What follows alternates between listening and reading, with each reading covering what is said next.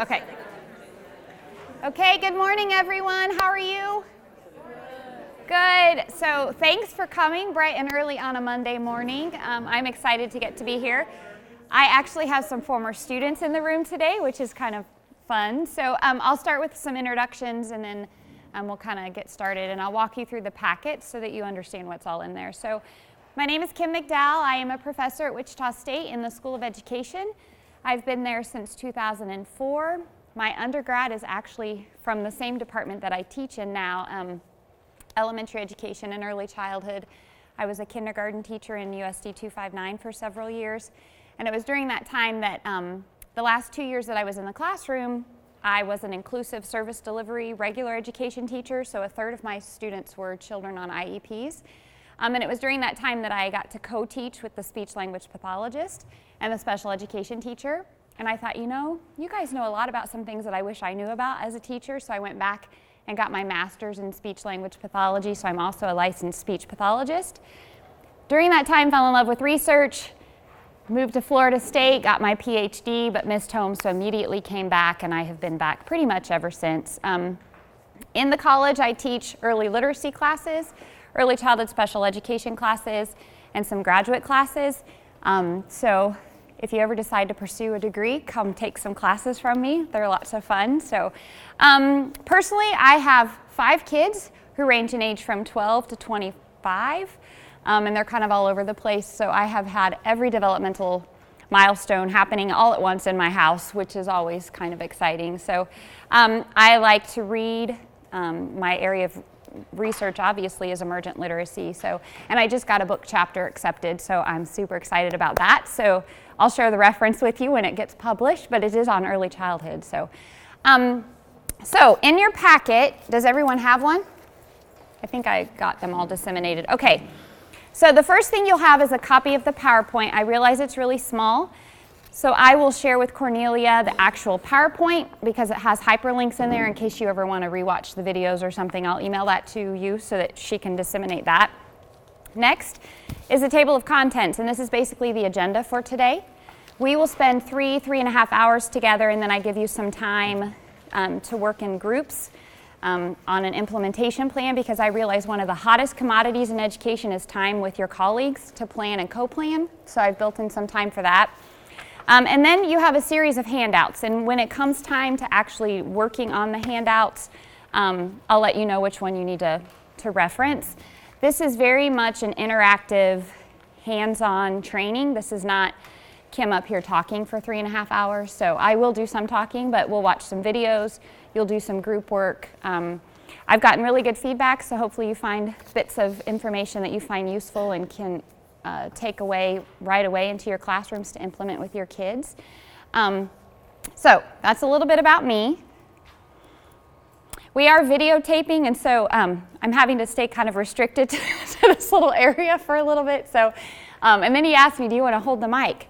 Well, you can see I talk a lot with my hands, and I was like, nope, I cannot hold the mic because it'll be all over here. So, okay, so we're not going to do individual introductions because you guys are a big group, but I do want to kind of get a feel for who is in the room with me today. So if you have been in the field of education for less than 5 years, would you raise your hand? Okay, what about 5 to 10 years? Okay, what about more than 10 years? Nice, so I have some novices and some veterans, and then kind of mid-career people. If you're a classroom teacher, raise your hand. Okay, if you're an administrator or a director, or play that role. Okay, anybody do like home services, social work, anything like that? Okay, awesome. So mostly early childhood educators, and everybody works with kids. So hopefully, again, you'll find some things from today that you can use right away with kids. So. Okay, here are the objectives for today. I'm going to give you a lot of information. You're going to get a lot of information in the videos. You're going to get a lot of information in the handouts.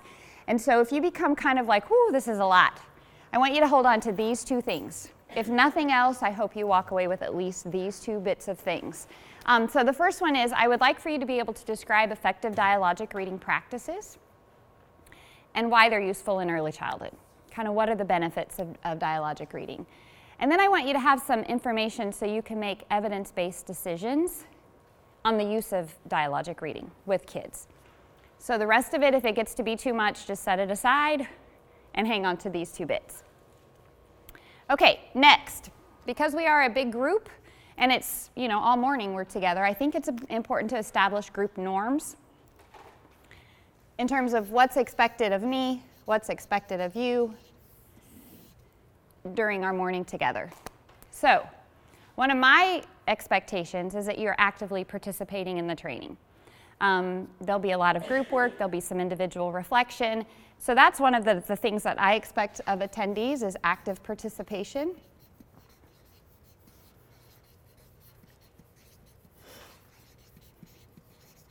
What's one of your expectations of me or this presentation?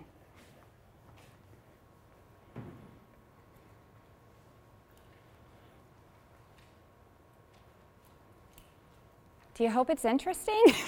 Yes. Yes. Respectful adults.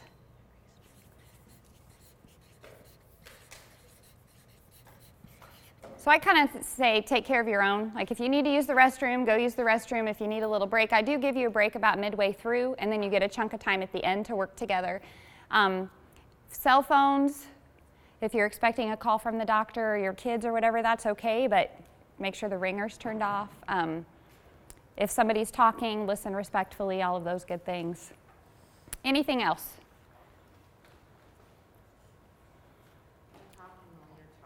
Okay. I'll call that active listening.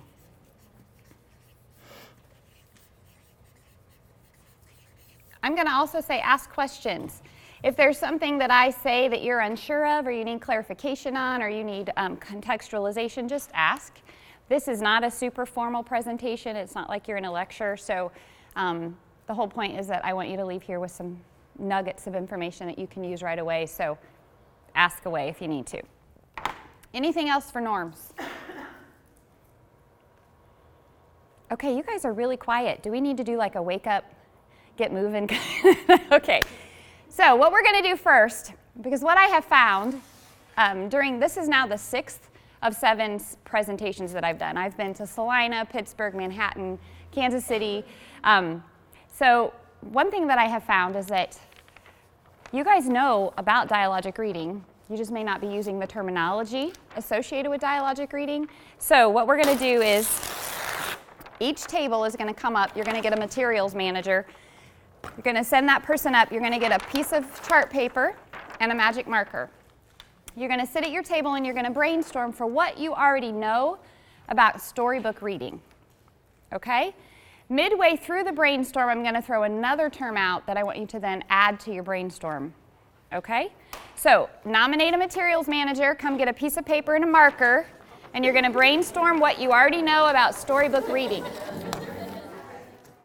What I have found is that a lot of early childhood educators in some way do a version of dialogic reading. You just don't know the system or the levels of questioning that's involved, and so we're going to be a little more systematic in our approach. But a lot of you are already using a version of interactive storybook reading in your classrooms. I think it's a little more intuitive for early childhood educators than it is for elementary educators. How many of you have spent any time in an elementary classroom? Okay, so typical circle time, carpet time, storybook reading. Who's doing most of the talking? The teacher, right? In dialogic reading, the role reverses. And in fact, if you hear the teacher doing more talking than the kids, it's not done properly. Dialogic reading is where the child becomes the storyteller. So the way this is set up today is we're going to have a series of videos. We're going to do some interactive kinds of things with your, I call it like your workbook. So we're getting ready to watch the very first video. And this video is a pre-K teacher who has a dilemma. And so she's going to tell you about her dilemma. And I have a feeling, if you're like most early childhood educators, you may have some of the same kinds of dilemmas in your classroom. So in your packet is this. It should be right after the table of contents. It says, describe the dilemma. It's a very short video. It's like a minute and a half. You're going to listen to her talk. And then in the box, you're going to just summarize what is her dilemma. and then we're going to talk about it.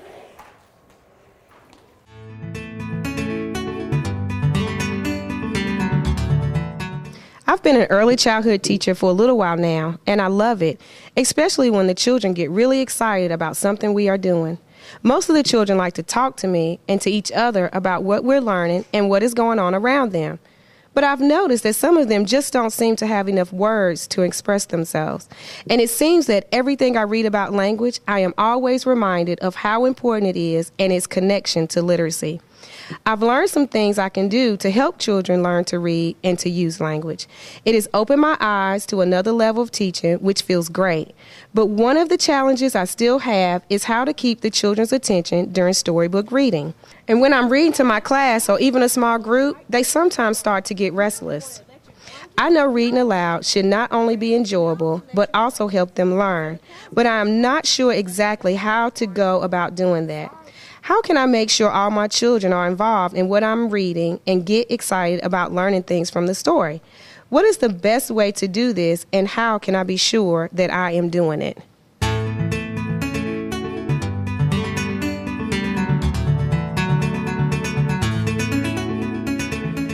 So, Tanisha, what's her dilemma?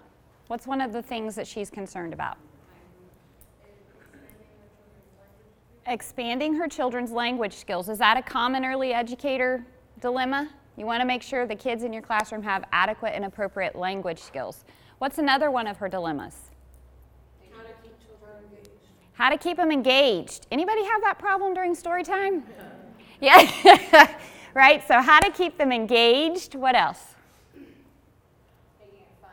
Making it fun, right? And that will definitely help with the engagement piece. And in particular with the language, she was concerned about vocabulary, right? We're going to talk a little bit about some of the research. There is very clear evidence that children who come from homes of poverty have decreased vocabulary skills upon entry into school, and that is a very strong predictor of later academic success. So, as early childhood educators, it is essential that we make sure that these kids leave our classrooms with adequate vocabulary and language skills, because it plays a role in the entire rest of their academic career. So that's her dilemma. It's a pretty common dilemma for early childhood educators. What we're going to do now is a process that I encourage educators to use in the classroom, and that's following the use of what's called PICO. So if you turn the page over, a lot of my educators will say, but I'm not a researcher, so I don't know why I need to come up with a question to address in my classroom. Every day that you're in the classroom, you're doing research, right? You're trying something and you're seeing, does it work? Does it work with my kids? So in terms of reading, this PICO process is we identify the person that we want to target. For us, it's our kids. You can do this with just an individual child, and it's done a lot with behavior, but we're going to do it with language and literacy today. So P is the child or the children in your classroom. The I is an intervention that you're going to try. For us, we're going to try dialogic reading. Don't worry about the C, because we're not going to compare this to anything else, because I'm going to tell you it works better than any other form of intervention that you can do. And then the O would be the outcome. So if we want to use dialogic reading in our classroom, what might be a potential outcome that we could potentially see within our classroom? Interaction, increased vocabulary, increased engagement. So when you use PICO, you basically formulate a question that you want to address in your own teaching. So this, for me, my question is, does the use of dialogic reading increase my children's vocabulary skills? You could write another question, does the use of dialogic reading increase engagement? Do my children seem to like the use of dialogic reading? Whatever kind of question you want to use to guide your own instruction in the classroom, I want you to write it in that little box at the bottom of that page. We will revisit this question at the very end when you make your implementation plan, because the outcome that you put down will drive how you implement this. So again, think of a question. We know that dialogic reading can help with engagement, vocabulary, language skills, enjoyment of reading.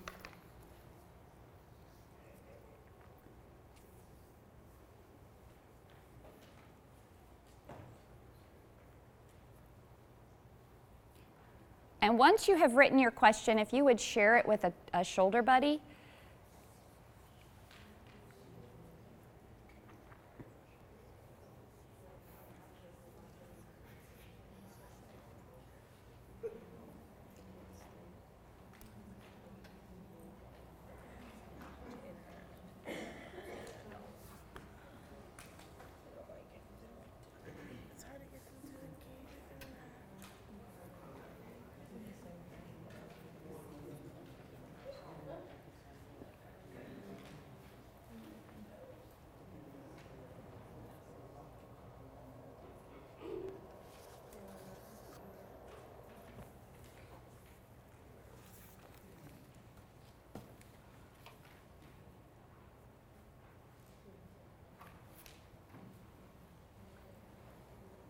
And then if I have any brave souls and you want to share it with the whole group, that would be awesome.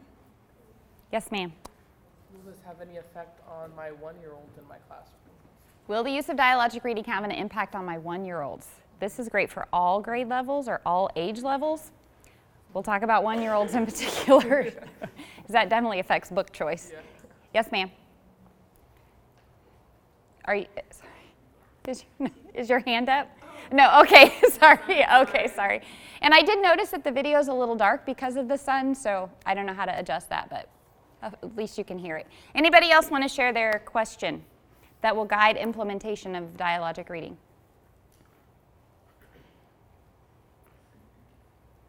Okay, yes ma'am. Okay, I said how can I keep my younger threes engaged during longer storybooks? Because I tend to lose their focus a lot. Yes, yes. And this is perfect because you aren't going to be reading the story.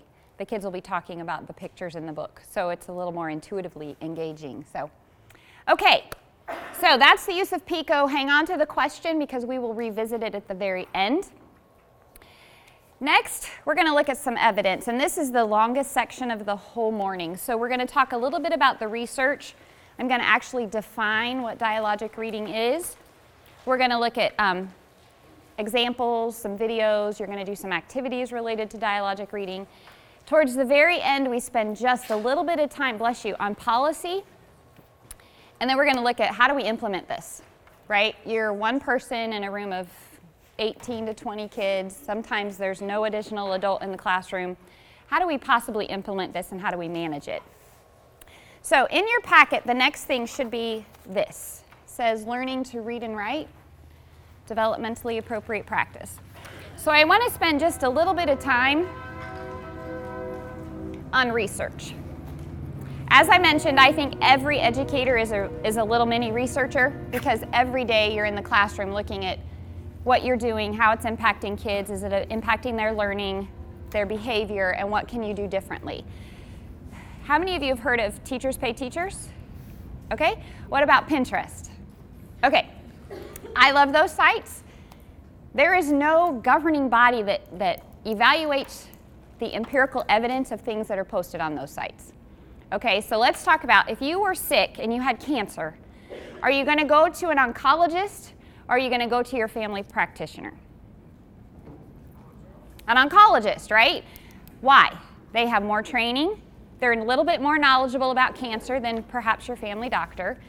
So I will tell you that kids' ability to learn to read and have good vocabulary skills is life-altering. If you look at the research, if kids leave school, even early childhood classrooms without adequate language skills, their chances of dropping out, of being incarcerated, of being homeless, and of being a drug addict escalates significantly. So if what we're doing is not life-saving in early childhood classrooms, I don't know what is. So it is imperative that we use evidence-based practices in classrooms. I'm not saying that you can't go find really cute things to do off of Pinterest or you can't buy some things off of Teachers Pay Teachers. What I'm saying is you need to know what's evidence-based and what's not so that you're using evidence-based practice with these kids. And I'm going to tell you about a few resources that you can use that without a doubt you'll know that these are evidence-based practices. First one, this is a position statement from NAEYC. Everybody heard of National Association for the Education of Young Children? Okay, that's our governing body as early childhood educators. And the International Literacy Association used to be International Reading Association. Anybody heard of them? Okay, so they got together and put together a joint position statement on what does early literacy look like in terms of developmentally appropriate practice.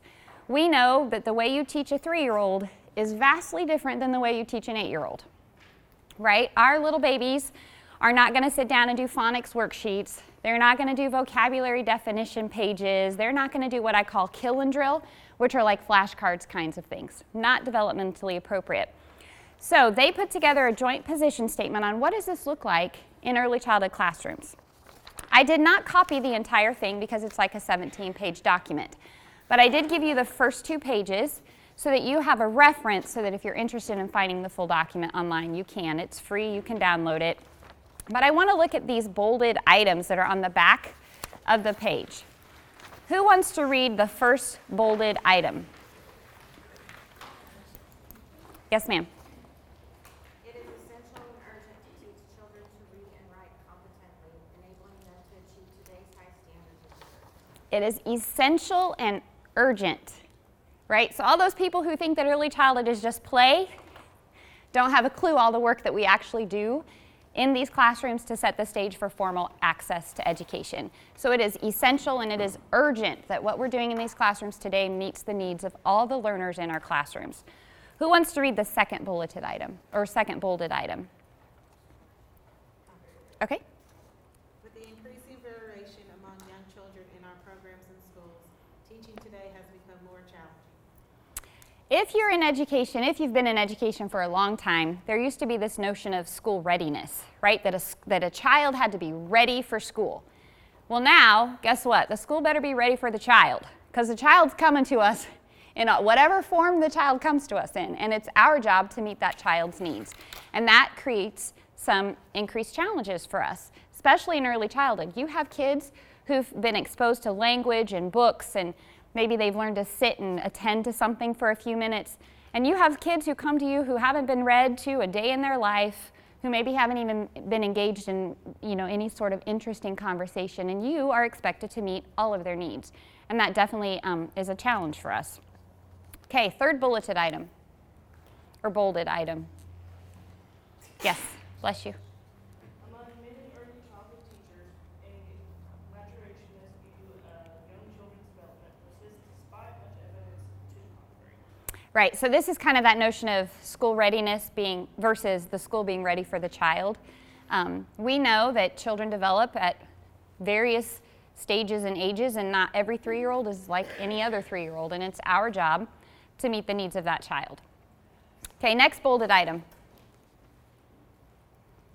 Okay.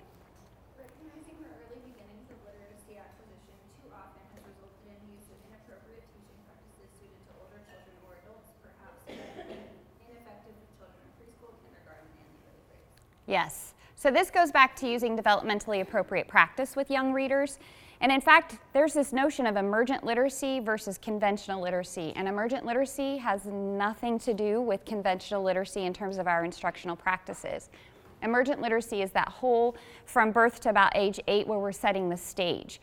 Now, I will tell you I'm a former kindergarten teacher, and guess what teachers in kindergarten jump straight into? Phonics, right?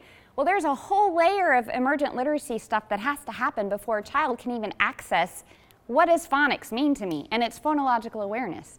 If a child is not aware that a word is comprised of these sound segments or these individual sounds, trying to map a letter onto that sound makes no sense to the kids. And yet, because of the pressure that elementary school teachers are facing, they're being told, time to start doing phonics. So, and I will tell you, emergent literacy, when we look at the next document, does not target phonics. It doesn't. It's not a letter sound correspondence kind of activity. It is a foundational language vocabulary piece that then allows the children to access more formal kinds of conventional literacy instruction.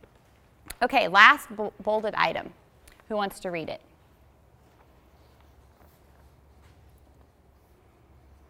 Okay. Current policies and resources are inadequate in ensuring that preschool and primary teachers are qualified to support the literacy development of all children. A task requiring strong preparation and ongoing professional development. Okay, so remember this bit when we get to the policies piece. current policies and resources are typically inadequate, okay? We probably all know this, right? What drives education in the state of Kansas?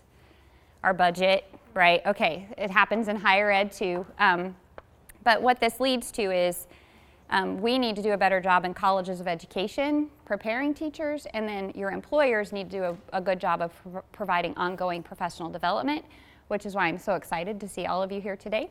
So, okay, so if you ever are in need of empirically supported practices, NAEYC is a great resource to go to, as is the International Literacy Association.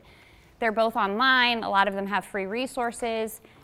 So anything published from them, you know, has gone through research-based practice before it's been published, so great resources. The next one I want to talk about, Institute of Education Sciences, is a division of the Department of Education. Anybody heard of What Works Clearinghouse? Okay, if you Google What Works Clearinghouse, it is basically a clearinghouse of evidence-based practices by content area, by age level. Like, you can search. There's a toolbar on the left that you can search. And this is things that have been researched at universities that have been proven to be, they have a positive impact on student learning, or they don't. And the reason why I point that out, because they'll tell you, the research will tell you if what was implemented was not effective. So if you find that, you don't want to use it, right? Like, if it wasn't effective, don't use it. So I pulled up Dialogic Reading. Again, this is a very long document, but I printed out just the first bit so that you can see what it looks like when you pull it up. It will always start with the description of what the intervention or the practice was. So it describes Dialogic Reading. It describes a little bit of the research. What I want you to pay attention to is the effectiveness little table down there. So you'll see it has oral language in a column, print knowledge, phonological processing, early reading and writing, cognition, and math. Okay, do you see a lot of NAs? Okay, that's telling you that the use of dialogic reading it would not be expected to impact math, right? So you'll see an NA in math because it's not a math intervention. But what you see is under oral language and under phonological processing, there is some information. What does it say under phonological processing? No discernible effects. What does that mean? Not helping them understand the sound of language. Right, it's not negative or positive, it just didn't really have an impact on phonological processing. The skills under phonological processing are phonological awareness and print knowledge. Okay, dialogic reading we wouldn't expect it to have an impact on that because we don't focus on individual sounds within words or sound segments within words, and we don't focus on the print of the book. But what's it say under oral language? Positive effects. And then the numbers, don't worry about that. It has positive effects on oral language, and vocabulary is an oral language skill. So if you were looking for an intervention and you wanted to target oral language, the use of dialogic reading has positive effects on children's oral language skills. If you go to this website, anybody ever serve on like a curriculum adoption committee? Okay, well, if you ever get the chance to do that, there are a lot of published curriculums that are posted on here as well that will tell you whether they're evidence-based or not, as well as specific interventions like the use of dialogic reading. So anything on the What Works Clearinghouse, you can find information on whether it's empirically supported or not. If it's not, don't use it. The last resource I want to share with you in terms of research is the Florida Center for Reading Research. Anybody heard of that? Okay, I'll write the website up here for you. I actually was fortunate enough to have the opportunity to help launch this when I was a doctoral student. fcrr.org is the URL.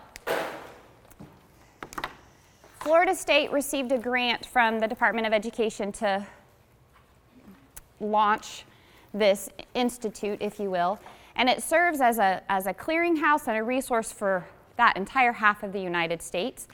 If you go to the website, there's a little tab that says For Teachers. If you click that, there's professional development, there's a list of interventions. They actually have all sorts of interactive literacy games and activities that teachers can use, and they're all free of charge. I would recommend that over Teachers Pay Teachers any day. There's even an early childhood piece. There's a huge elementary piece, but they have recently launched an early childhood piece. So that's another place to go if you need evidence-based activities or strategies to use in the classroom. So I'm going to get off my soapbox of research. It is important, again, it's essential and urgent that what we do in early childhood classrooms is evidence-based. It's kind of like the FDA approval process, right? If you're going to take a drug, don't you think it ought to have been through the FDA approval process before you ingest it in your body? Same thing with kids. This is our way of saying this is FDA approved. It's got a stamp of approval. It works. It's effective. It has positive effects on kids' learning. So, okay, what we're going to do now is watch a video. Now, this is the longest video that we have. It's about 15 minutes. This is Dr. Lonigan. He's at Florida State. He actually helped launch Florida Center for Reading Research. And he gives a very nice overview of dialogic reading. He gives a lot of information, so don't worry, because we're going to revisit each little piece as we move through the rest of the morning. But we're going to watch this. There is this document. It says, apply the research to practice. It should be the next one in your packet. And there are some boxes for you to just take some notes to help you remember bits of what he says in the video. And then we will revisit this when we're done watching the video. And then after this, we're going to do an activity, and then I'll give you a little bit of a break.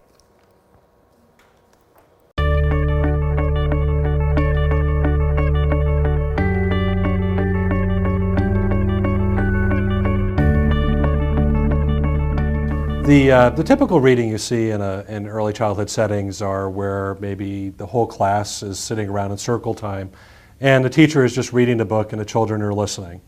In dialogic reading, what happens is that the typical role between the adult and the child, or the teacher and the children, is shifted. So rather than just the children being passive listeners to the story, the teacher or the adult is having the children help tell part of the story.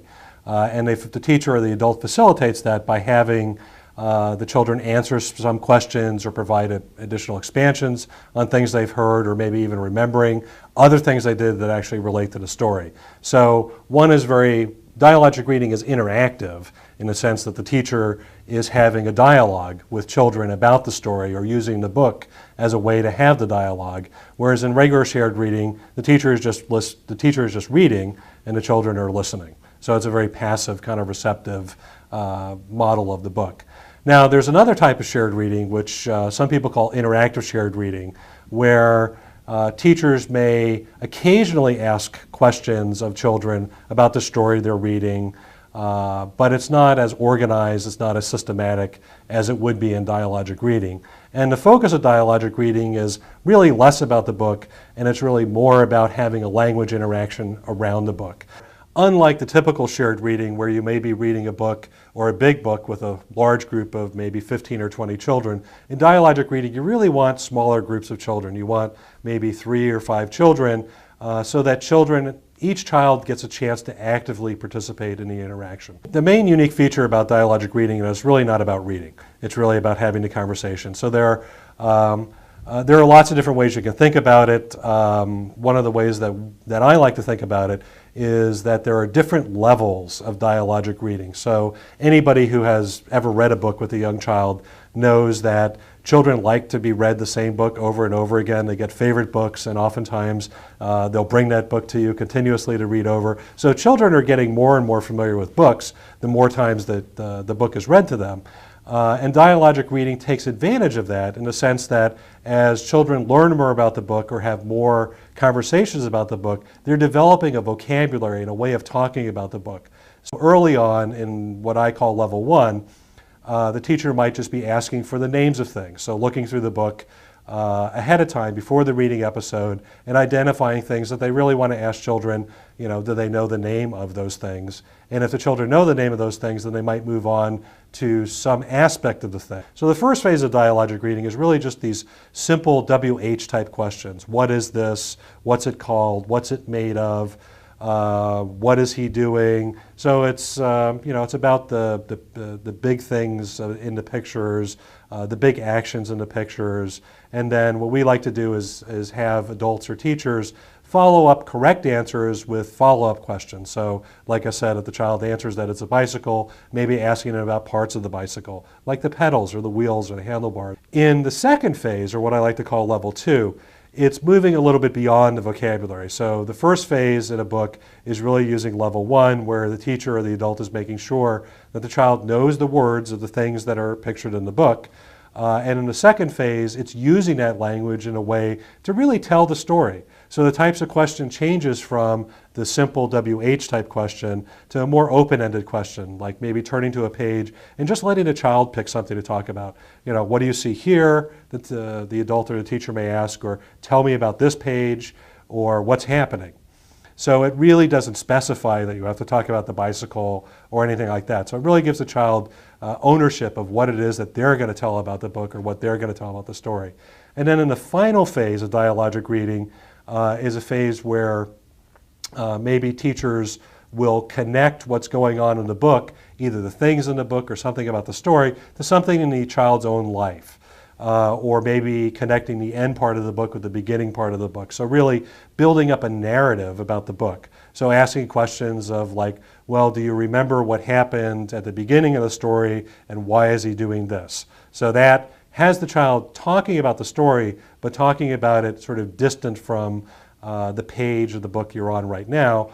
Or say maybe the book is about going to the zoo or seeing different animals at the zoo, and maybe the class had done a field trip to the zoo, or they had done some other activity about zoo animals. So maybe the teacher would ask a question that related that, that experience or that field trip to what's going on in the story. Do you remember when we went to the zoo? And what was that like? And which animals did you see? A lot of times you may think about what are good books for dialogic reading. And again, good books are books that you can look at and can decide that the book has a lot of pictures that are displayed in a way that children can actually get the names of. We usually think that that a book that's good for dialogic reading really doesn't have a lot of text in it. So books that have beautiful artwork but overly stylized or overly repetitious are not good books for dialogic reading. They might be good for other purposes. We picked this book, The Itsy Bitsy Spider, because it had good pictures for level 1 and level 2. So on this page, which I can no longer find, where it had the picture of the mop and the pail, the level 1 question might be, what's this a picture of? It's a pail. What color is it? It's yellow. What do you use a pail for? To carry water or to wash things? It's not just about asking questions and having children give answers.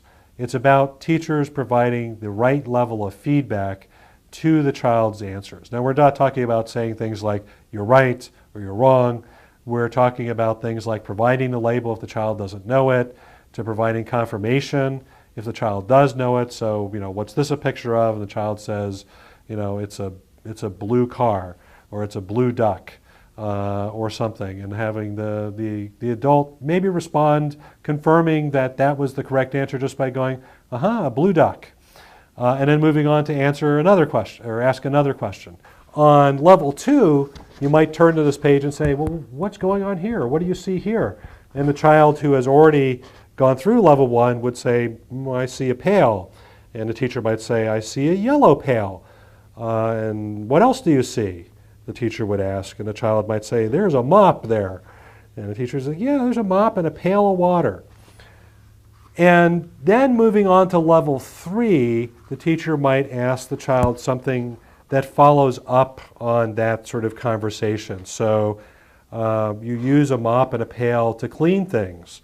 Have you ever cleaned things, or does who uses a mop at home at your house? At level 2, moving on to the expansions, it's very important that when doing expansions that teachers only add a little bit to what the child has said. We've encountered situations where parents or teachers think that, if a little expansion is good, then a really big expansion is a lot better. So you might have exchange with a young child, say, like, tell me about this page, and the child says, there's a duck, and the adult says, what else do you see? And it says, him swimming, right? Now, a good expansion there might be the duck is swimming, right? Or he is swimming. One would expand by, putting the duck and the swimming together. The other one would be expansion by fixing the less mature version of the grammar to the correct form of the grammar. But oftentimes you have teachers who just add too much. Like, yeah, there's a yellow duck there, he's swimming in a pond and he's going very fast, and I think there are some other ducks, they're over there, but they're sitting in the grass. The problem is with expansions, the way expansions work is that it's almost like the child compares what they said to what the adult says. And if you add too much, the child loses the opportunity to do the comparison, right? Because what you've added is just so much more than what they said. It's hard for them to sort of see that connection, right? So big expansions are not good. Little expansions are much better. Level 3 type question is something that extends beyond the pages of the book to something in a child's own life. Or, do you remember yesterday when it rained outside and the rain came in through the window and the man had to come in with the mop and the pail? What was he doing with the mop and the pail? The other way that you can do level 3 is really about the theme of the story, to connect things that are going on at the end of the story with the things that are going on in the beginning of the story. So one of the things that's going on is there's a cat in this story, right? There's a cat and a spider, and they're going on through different things. At points, the cat is chasing the spider. So a level 3 type question might be, why do you think the cat is chasing the spider? Right? It goes beyond really what's you can tell from the pictures, or maybe even what's described in the book. Again, level 3 should be used infrequently. It really comes after children have the vocabulary and the familiarity with a book to answer that type of question. A number of years ago, we were doing a study of dialogic reading in a local school district, and we had teachers who worked for the project who would go out and they would do little episodes of dialogic reading with children in the classroom, in addition to what children were getting from their regular classroom teacher. And what we found is, even though these were teachers who had been trained by us and they were working for the project and they were given this explicit 3-level model, that when we went out to the centers and sort of looked at what they were doing in these groups, that they were jumping to that last level very, very quickly. So they were very quickly going to what people have called distancing prompts, or types of questions that are really beyond the book.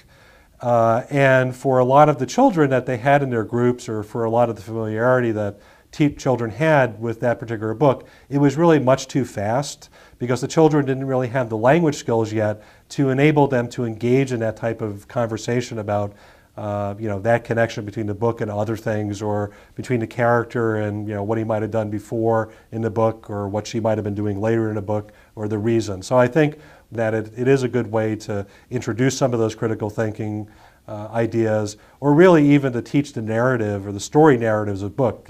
Books have plots, and they have beginnings, and they have middles, and they have ends, and something happens to the main character across the book.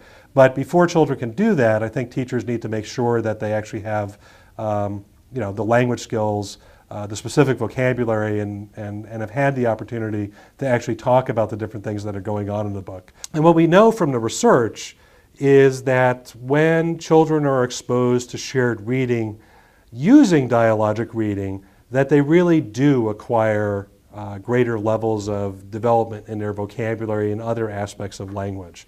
So not only is it designed to produce language, but there's a number of research studies that actually demonstrate that children who are exposed to shared reading with dialogic reading gain more vocabulary skills and other language skills than children who don't get exposed to dialogic reading.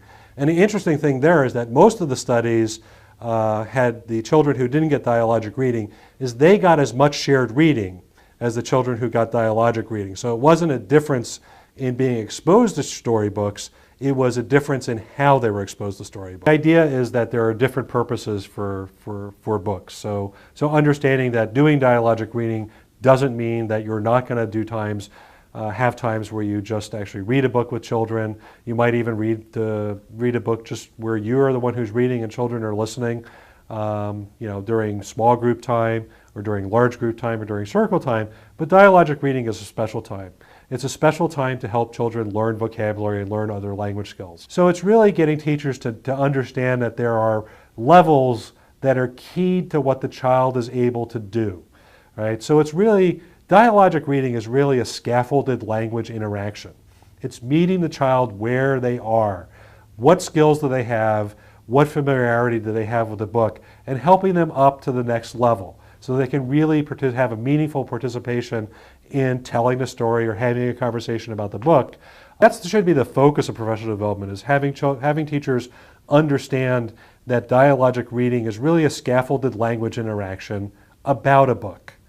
It's not really about reading a book. When we do help teachers learn how to do dialogic reading, oftentimes we tell them the procedure, we tell them about the levels, we tell them about the types of questions to use with the different levels and what the purpose of that is.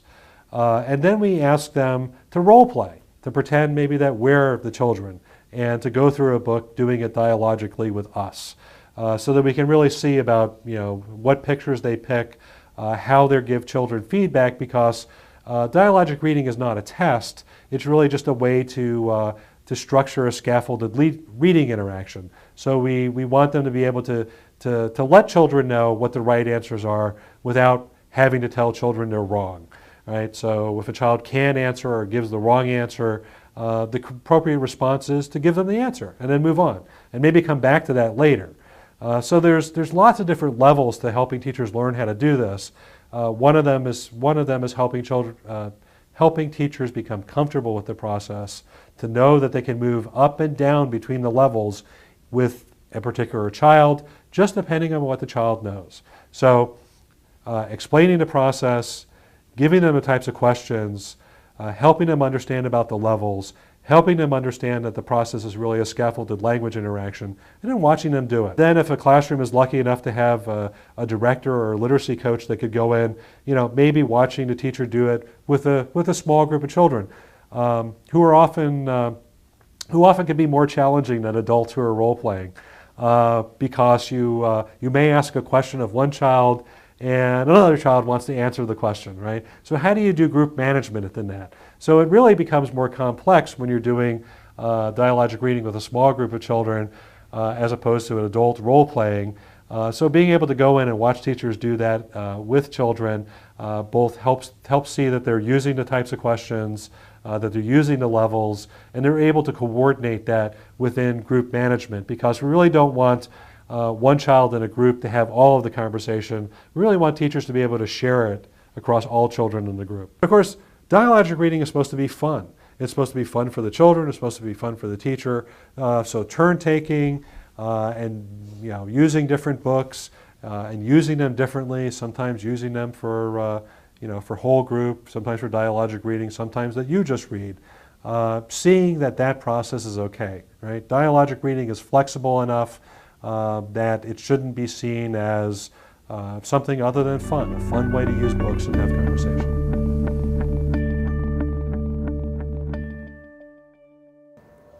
Okay, so there was a lot of information in that one.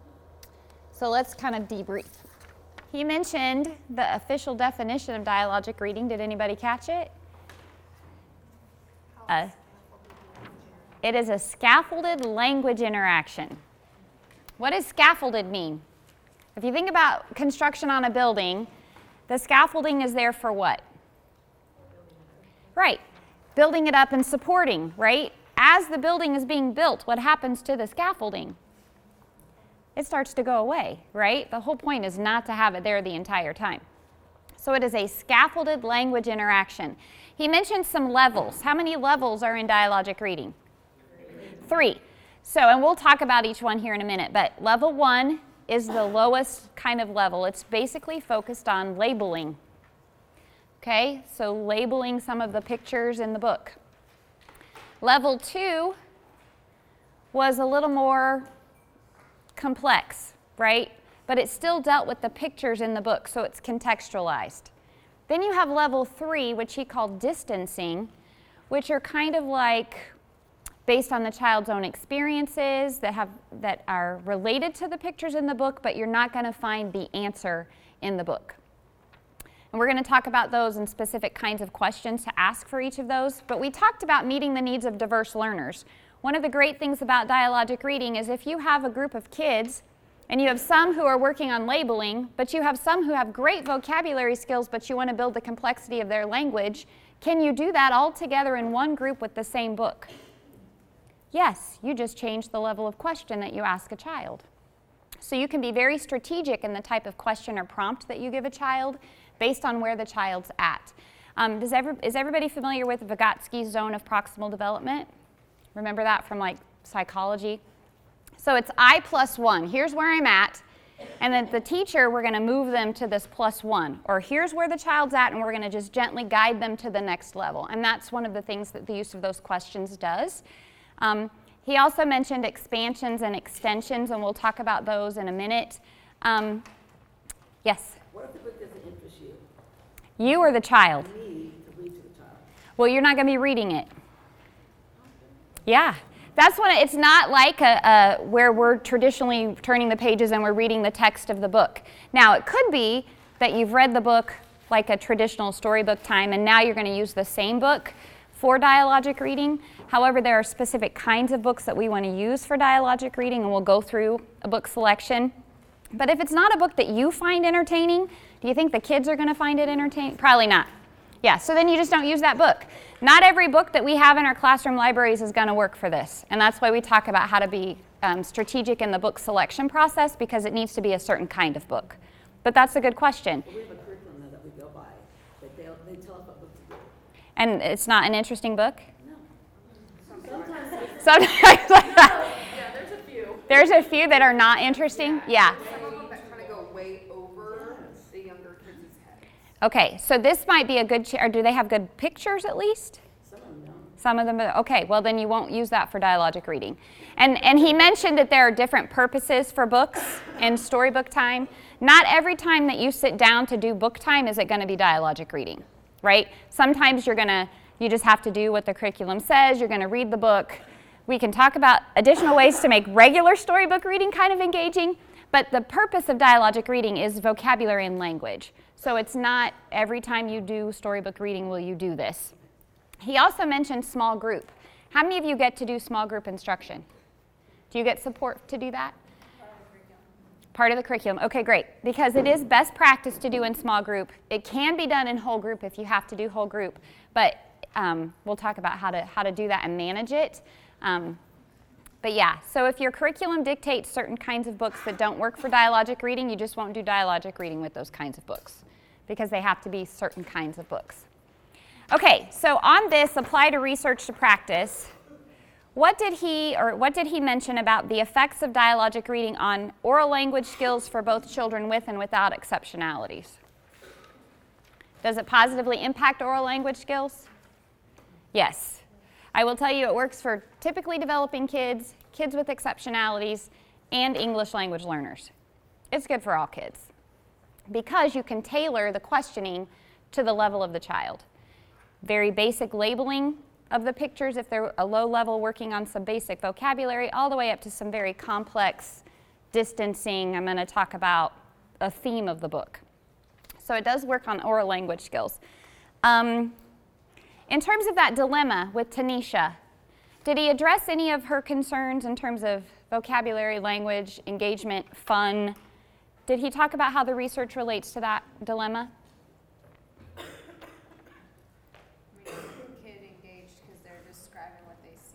Right. The child is much more active in this process than they are in a traditional storybook reading time. So it does help with engagement. Hopefully we pick good books so they're interesting and fun.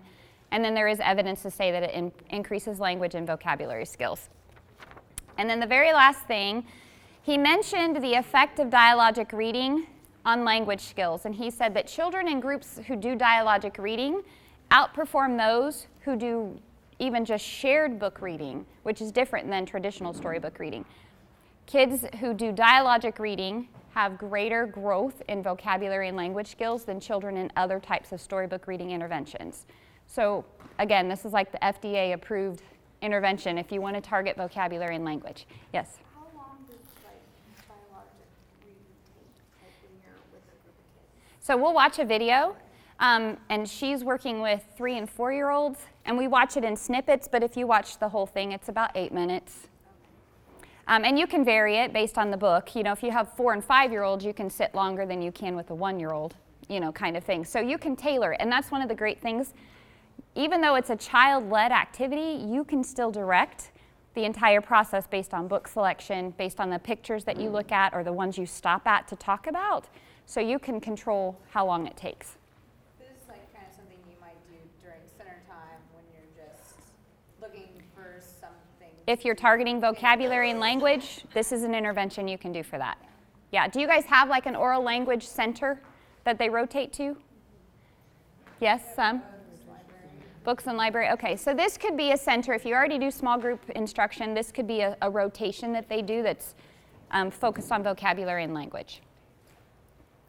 Okay, any questions on Dr. Lonigan's video and some of what the research says? Okay, let's talk about the official definition. We mentioned that it is a scaffolded language interaction. It is a specific type of interactive reading, which is why I had you brainstorm about interactive storybook reading. This is a specific type of interactive storybook reading that follows a very specified sequence. And we're going to use this PEER acronym for the rest of this morning. So PEER stands for prompt, evaluate, expand, and repeat. And that's the cycle or the sequence that you go through when you use dialogic reading.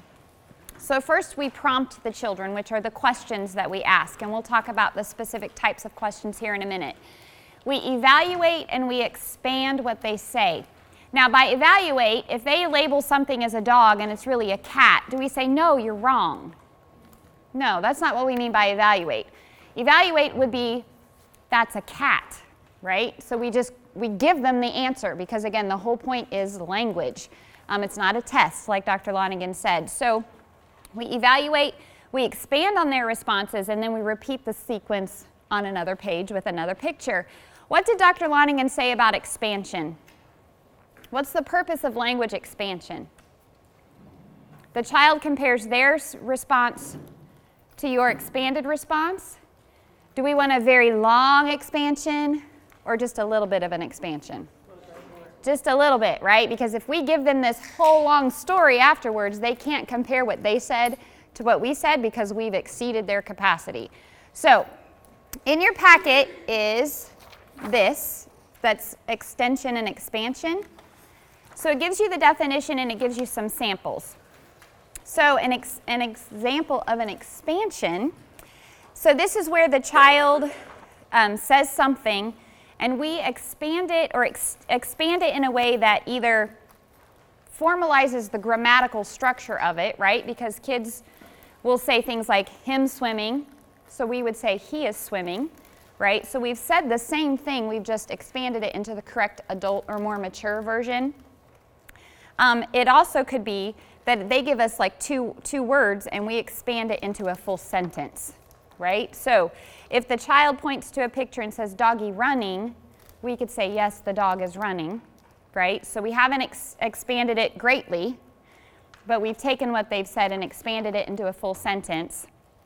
Or, again, the more mature grammatical version, so instead of him hurt, yes, he is hurt. So we've fixed the grammar and modeled correct grammar. Now we haven't said, no, you're wrong, that's not how we say it, right? We've just modeled for them the correct way to say it. So that's expansion. Extension is where we take what the child says and we extend it by adding additional information. And again, not a great deal of additional information. So if the child says car go, we would say the car is going, which is the expansion, the car is red. That's the extension. Do you see the difference? So the expansion is just restating what the child said in either a full sentence or the correct grammar. Extension is where we add on just a little bit, right? Bless you. So another example is baby cry. We could say the baby is crying, he's hungry, okay? Those are two techniques that you'll use in dialogic reading. You will use expansion and you will use extension based on what it is that the child said and the level that the child's at. And again, that's one way that we're modeling grammar and language and vocabulary for the kids, which is one reason why this is an effective storybook process to help with language. Any questions on extension and expansion? I'm sure most of you probably already use this technique, Maybe you just didn't know what it was officially called, but expansion, we take what they said and we either put it in a full sentence or we correct the grammar in a model that we use. And extension is we have expanded it and we add just a little bit. Okay? All right. So now let's talk about books. We've already kind of mentioned you guys do have a set curriculum that you have to use. And not every book in your curriculum is going to be a good fit for dialogic reading. So in a small group, if you get to choose the materials in small group instruction, that's where you could implement dialogic reading. But Dr. Lonigan mentioned a couple key things about the books that we use for dialogic reading. Do you remember what he said about these books? I'm sorry? Not a lot of text, right? Because we're not reading the text. During dialogic reading, we're not reading the text. What are we referring to in the pictures, right? So they need to be good descriptive pictures, photographs. He did mention not over-stylized pictures. What does that mean? If something is over-stylized, overly artistic, a little abstract, kids probably wouldn't really be able to tell what was in the picture because, again, the whole point of the pictures is for them to be able to label them, learn some new words, describe what's happening, and if it's over-stylized, it may not lend itself to that. So in your packet is this handout. It's called Book Selection for Dialogic Reading. It's kind of like a rubric, kind of like a checklist. So over on the left, it gives you guidelines, and then there's some descriptive pieces about the guidelines. So when we're choosing books, we want to make sure that they are appealing and appropriate. And this is where we want to see if we can at least sometimes choose books that are interesting and fun. And they should be age appropriate.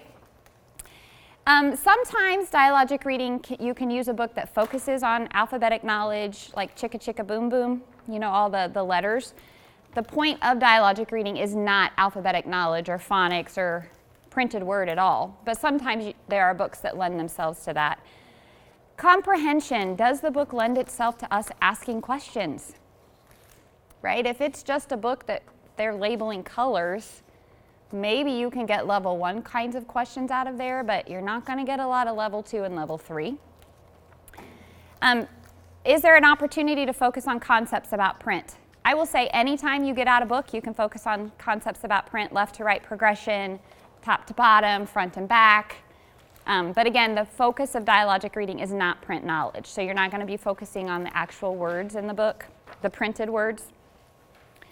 Does it lend itself to dialogue or interaction? That's kind of key, because that's the whole point of dialogic reading, is dialogue and interaction with the book. Oral language. Does it have some component of phonological awareness? Again, doesn't have to be used for dialogic reading, but sometimes you can find some that target both. And then are there at least 3 vocabulary words or concepts that the kids don't know that you can use for level 1 questioning? And then are there other features of the book? So in your bags that you got today, you were given some books from our partners, the Center for Community Engagement and the Kansas Children's Cabinet. I want you to get out your book. Pick one of them, and you're going to go through the book using this to see if your book meets criteria for use with dialogic reading. So I'm going to give you a few minutes to do that, and then we will debrief. Okay, let's regroup. If you reviewed, if you take a mouse to school, raise your hand. Okay, only one person did if you take a mouse to school? Anybody? Okay, so in that book, were there any guidelines that were not met? Language? Okay.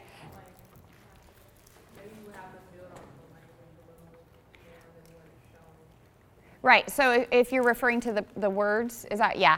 So, and again, in dialogic reading, we're not going to be reading the words, but do the pictures lend themselves to like kids having conversation about the pictures? Yes, which is what I think this guideline means in terms of language. Not the printed text part of the book, but the pictures. Could kids talk about the pictures? If you reviewed the snowy day, raise your hand. Okay, were there any guidelines not met in the snowy day? Alphabet knowledge, which again, is that a deal breaker? No. It's okay if it doesn't do that. What about phonological awareness? That's not a deal breaker either. So if it doesn't target print knowledge or phonological awareness, it's okay. You can still use it because what's the purpose of this book time? I think for like 2-year-olds, it wouldn't be very appealing. The pictures? Yeah. Yeah. They wouldn't be able to understand or like be able to. A little too abstract, yeah. You could talk about snow because 2-year-olds, unless they're not from Kansas originally, would at least have a little bit of experience with snow. But so again, you have to be strategic in the book that you choose based on the kids that you work with. Because even if it's a great book for dialogic reading, it may not be appropriate for the kids that you work with given their age. And again, the purpose of dialogic reading is vocabulary and language. So again, it's not a deal breaker if it doesn't target phonological awareness or print knowledge because that's not really the purpose. If you give a mouse a cookie, did anybody review that one? Okay, I will tell you it's pretty good. Kids like this book. How many of you have read this book to kids? This is one that kids love to just listen to the regular traditional storybook reading. Is it okay to use a book for both traditional storybook reading and dialogic reading? Yes, right? And in fact, we recommend that it be a book that you've read a few times with the kids just traditionally so they're somewhat familiar with the storyline before you move into dialogic reading. So it is important to consider the book when you're doing dialogic reading. Is this an activity that you could just go get any book off your classroom library shelf and use right away and be effective? No. And some teachers will say that when they first implement dialogic reading that it's a bit more time-consuming planning for it than it is if you just pull the curriculum off the shelf and use it. And that's because you have to review the book. Did it take you very long to review these books, though? No, 5 minutes, maybe. So it's definitely doable. And then once you've reviewed a book and you've flagged it as being appropriate for dialogic reading, do you have to review it again the next time you use it? Nope, you've already done it. It's okay, you can use the book. So that's book selection. It is very important when you're using dialogic reading to pick a book that's appropriate. So let's talk about planning. So you've picked some books, you've set them aside, they're good for dialogic reading, and now we're going to plan to use it. Okay? So after you pick a book, you need to create some of the prompts. Remember, the P in peer is prompts. So you need to kind of thumb through the book and think about the prompts that you want to use. I'm going to show you a couple videos, but in your handout, there is this that says peer and crowd. So I've already mentioned what peer stands for. What's the P? Prompt. The E? Evaluate. Expand. Repeat. And that's for every kind of page or picture that you stop and focus on. And then in terms of the prompts, we're going to use the crowd. Crowd acronym will help us remember the prompts that we're going to use. And here are what the crowd stands for. So the first type of prompt we can do is a completion prompt. Anybody familiar with the close procedure? C-L-O-Z-E? So if I say, if you give a mouse a cookie, okay, so that's completion, right? So you had to fill in a missing word. Pretty low level, requires some vocabulary and maybe some memory of the book, but pretty low level. So completion prompt. A recall prompt. When we ask a child to recall something, what are we asking them to do? Remember something, right? So, and it can be a very basic, what color was the teddy bear's shirt? I mean, it can be very basic all the way up to higher level recall. Open-ended, and a lot of you mentioned open-ended questions when we did the brainstorm at the beginning, so that's what the O stands for. Can open-ended vary based on complexity? Can you ask a simple open-ended and a more complex open-ended? Yep, and so again, can you tailor the questions or the prompts that you give the children based on their levels? Yes. WH questions, that's the W. Can those be varying levels as well? Yep, like what color versus why is so-and-so doing something, so you can vary the complexity there. And then D is distancing, and those are those level 3 questions where you're distancing the child from the context of the picture. So Dr. Lonigan's example with the pail and the mop, who uses a pail and mop at your house? Right, so you're taking some of the bits from the story, but you're applying it to their life outside of the book. you're distancing them from the story, the context of the story a little bit. Those are level 3. You're not going to ask a lot of level 3 questions, and I will tell you when people first start using this, we tend to jump straight to level 3 questions. Level 3 aren't successful if the kids don't have the vocabulary and some of the foundational language pieces to be able to answer those questions. So that's why we move through the sequence. So C is completion, R is recall, O is open-ended, W is WH questions, and D is distancing. So that's crowd. So we're going to watch a series of little short videos that kind of walk us through a little bit of this, as well as some examples. And then you're going to get to do this with one of your books as well.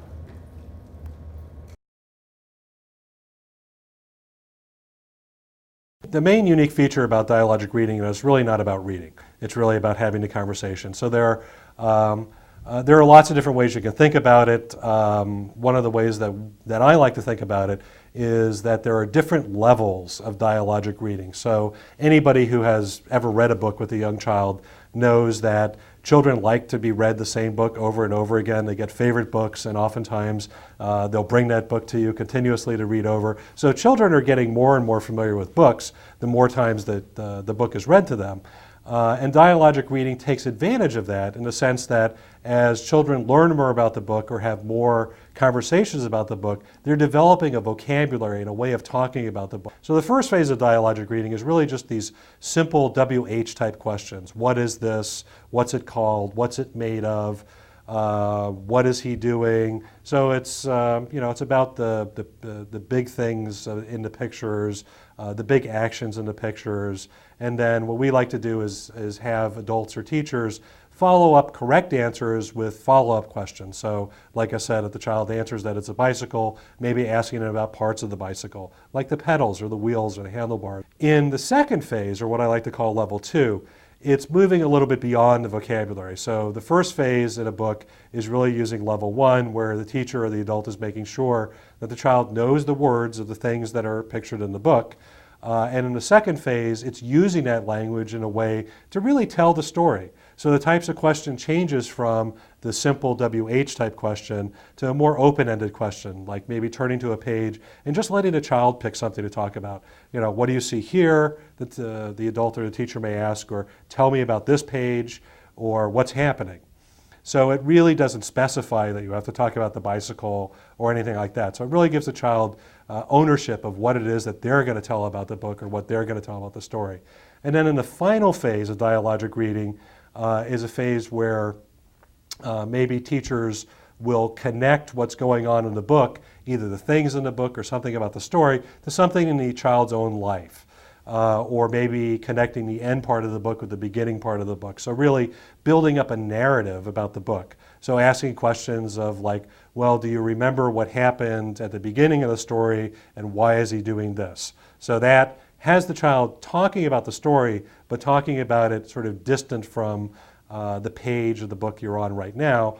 Or say maybe the book is about going to the zoo or seeing different animals at the zoo, and maybe the class had done a field trip to the zoo, or they had done some other activity about zoo animals. So maybe the teacher would ask a question that related that that experience or that field trip to what's going on in the story. Do you remember when we went to the zoo?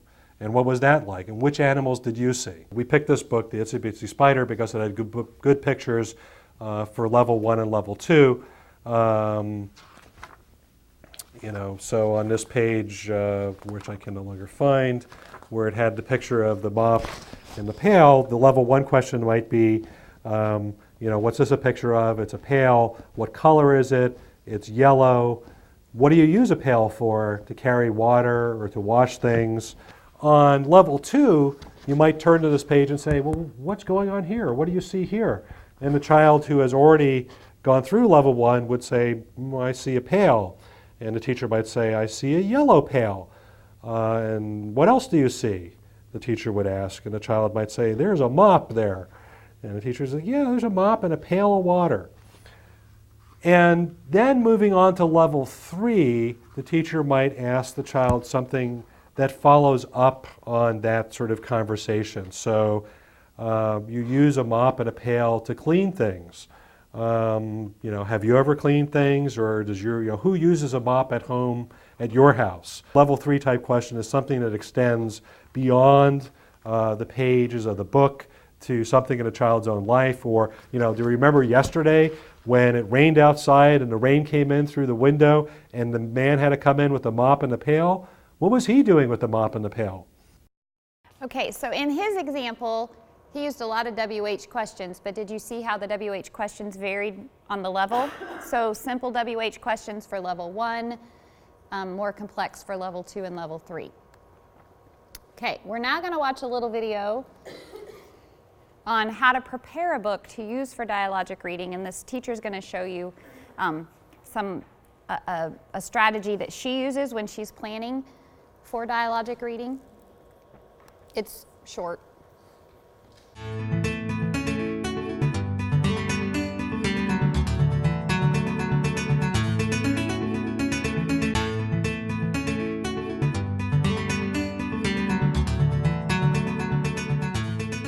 In this video, a teacher prepares her book selection for a read-aloud that will include using dialogic reading strategies.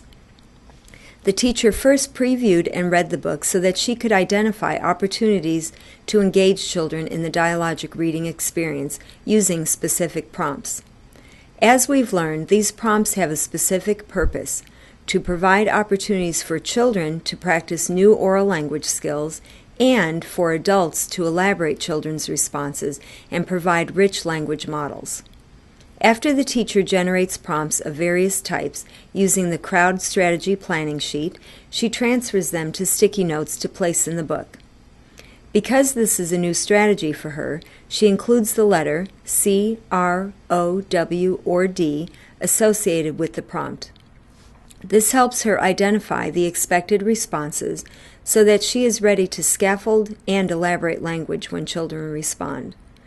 Once all of the prompts have been transferred to the sticky notes, the teacher previews the book again and places the prompts on the appropriate pages.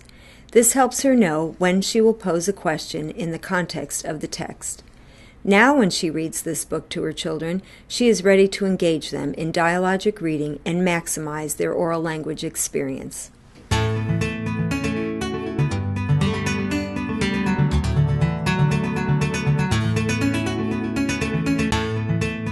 Okay, so really easy, use some sticky notes, label them with a certain kind of prompt. I did have one teacher ask me, well, what if my kids are distracted by the Post-it notes in my book? Okay, so is it okay to tell them, I just wrote myself a note so I could remember what question I want to ask you? Yeah, I mean, you can just tell them that's what it's for. The next video that we're going to watch, there's an adult teacher who's teaching adults how to do this, and she models, and you'll have to watch really closely, how to remove the Post-it note as she's turning the page so the Post-it note is not on the page when she gets to it, and then she sticks it on the back of the book to ask the prompt. You can do that as well, but I see no problem just letting kids know I wrote myself a note so I could remember what I wanted to ask or talk about on this picture. And you can tell them that from the very beginning of the book, and then they're not going to worry about what's on the Post-it note. So this last video, again, is a demonstration of the use of the crowd, and she's used Post-it notes.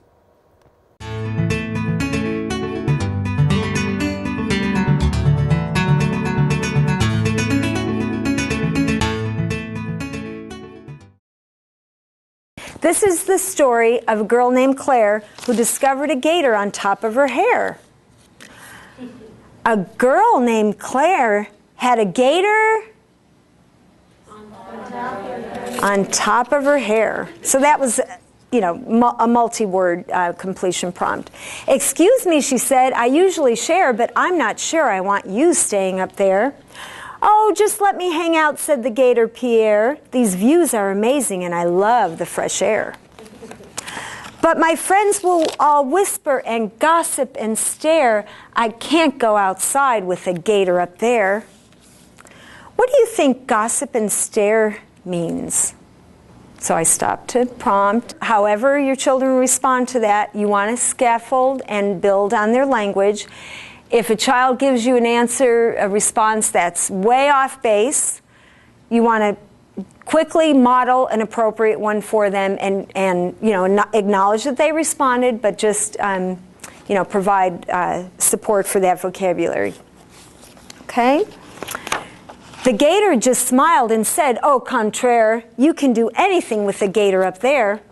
You could go to the fair with the gator up there, or give your brother a scare with the gator up there. You could be a zillionaire with the gator up there." All right, so now I had my R prompt, so I'm going to pause. I'm going to say, what were some of the things that the gator was trying to convince Claire to do? So that's a recall. So I want children to respond, and we're building short-term memory and also building oral language. And so I would want children to respond and recall some of the things that he was trying to convince her to do. Or even eat an eclair as long as you share with that snippety-snappity gator up there. "I see what you mean, we could be quite the pair," said the girl named Claire to the gator Pierre. "But I do have a question, there's one little snare." Now that's another vocabulary opportunity. Embedded vocabulary support would just be inserting something like "that means," or doing a quick synonym substitution. So there's one little snare. "Oh, that means problem," and just move on. "What should a girl wear with a gator up there?" So that was her problem. Why was Claire worried about having a gator on top of her hair? My open-ended question prompt.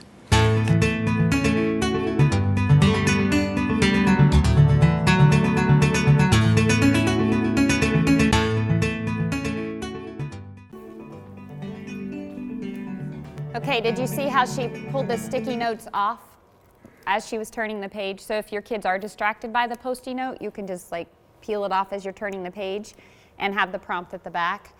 Now, was that book appropriate for 3-year-olds? Probably not. And she was doing a lot of reading. And you can do a variation where you're reading and asking the prompts at the same time, but that completion prompt at the very beginning, kids would not know that if you had not already read the book in a traditional kind of storybook fashion. So again, you can use the book for multiple purposes. You can do traditional storybook reading and then turn around and use it for dialogic reading. Okay, what you're going to do now is you are going to, on the back of that peer and crowd, is a crowd planning sheet. You're going to use one of the books that you were provided, and you're going to go through the book and actually write out prompts following the crowd acronym. So you're going to find a completion prompt, a recall prompt, open-ended WH and distancing, using the book, one of the books that you have in your bag. And again, you can do it with a partner or you can do it by yourself, but I'll give you about 5-7 minutes to go through your book and plan prompts that you can ask the students using your book.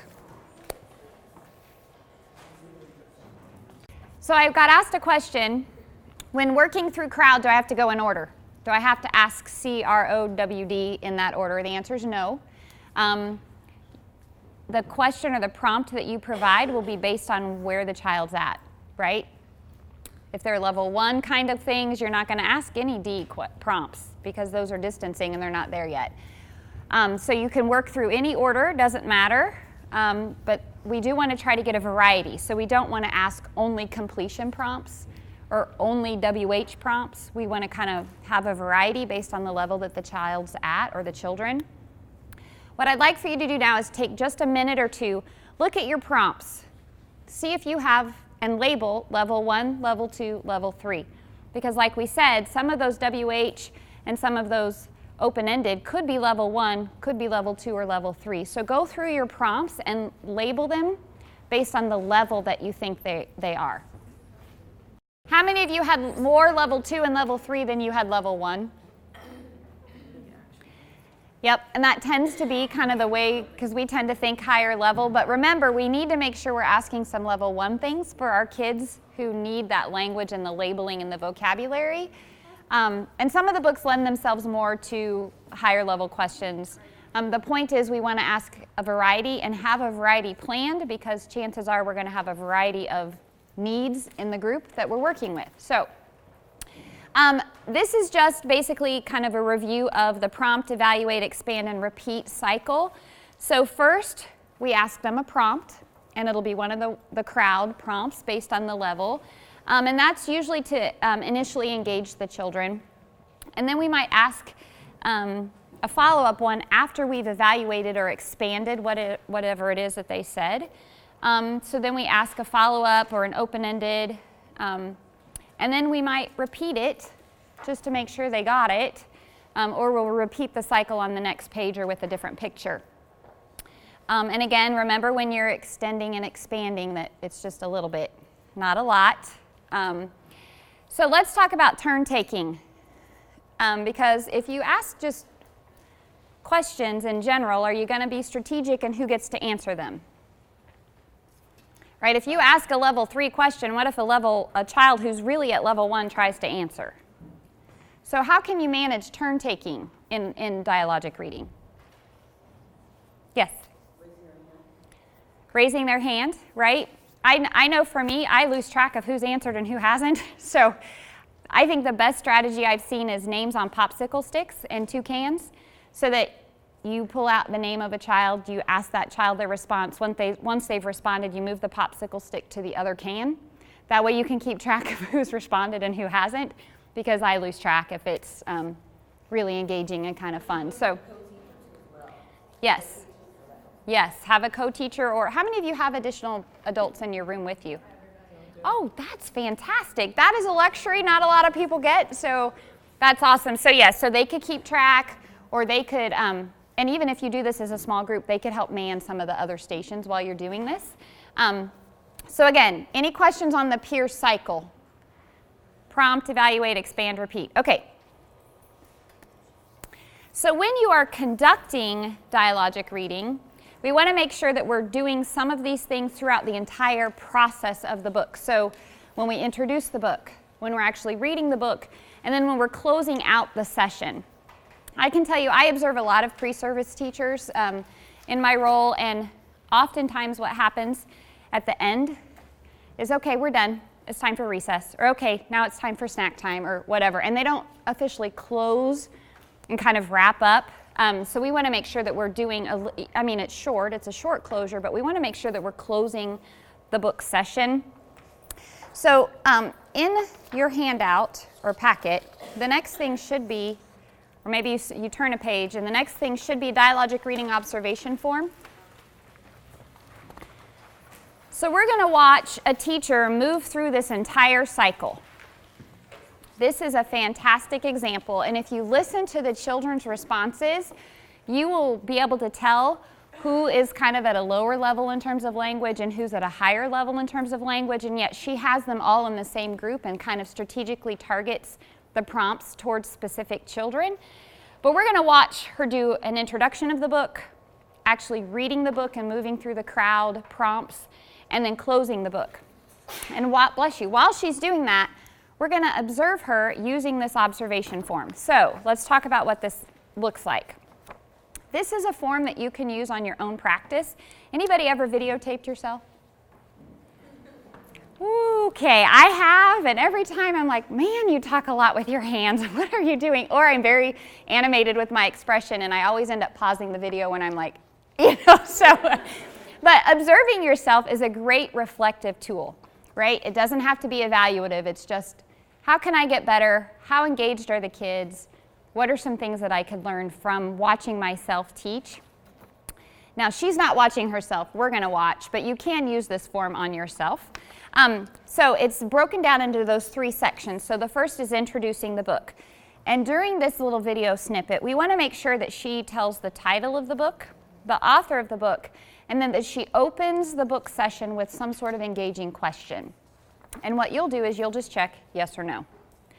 Later on, we're going to use a different form that allows for a little bit of note-taking and observation and reflection, but this is just a yes, she did it, or no, she didn't. So that's introducing the book. Then we're going to go to reading the book, and you'll see here it's a little bit longer, but it's the same premise. Did she move through the crowd prompts? Does she ask one of each at least? Does she follow the peer sequence? So again, yes or no. And then the very last segment, will be closing the book. Did she ask a question that maintained their interest? Did she ask a distancing prompt? Okay, so those are the 3 little segments that we're going to move through here. And I want you to pay attention to her, but pay attention to the kids, because some of the language that she gets out of them is pretty amazing.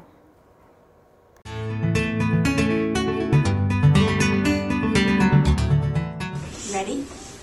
Okay, here's our story. This is called Carrot Soup. Carrot Soup, and the author and the illustrator is John Segal. Give me a thumbs up if you know this book. Okay, a couple of you have seen this one before. He wrote the words and he drew the pictures. Okay, John Segal. Now, I see a rabbit on the front of this book. That gives me an idea I see a dog on the book. What this book might be about. What do you think is going to happen in this story? Carrot. I see some hands. Diego, what's going to happen? What about carrots? Rabbits. Rabbits and carrots. Diego sees rabbits and carrots. Can we put those together and add some more? Joshua, what do you think? I see a dog. See, and what does that tell you is going to be in the story? A dog. A soup. Because I see the soup in its hand. You see the soup in his hand.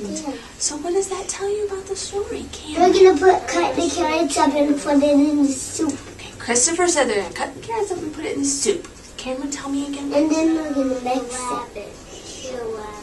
What's the rabbit going to do? Eat the soup. Eat the soup. That's a good idea. Mariana, I see your hand. What do you think? He's going to cut the carrot, put them in the soup, cook them, and when they're ready, he's going to put them in the plate, and he's going to eat them. You gave us lots of steps for making carrot soup. Cut the carrots, put them in the plate, cook them, then put them in the plate, and then eat them. Wow. Danny, what do you think? I think when they're done, maybe after they're going to put the carrots in the In the oven. So you think maybe the oven is the place where they're going to cook the carrots.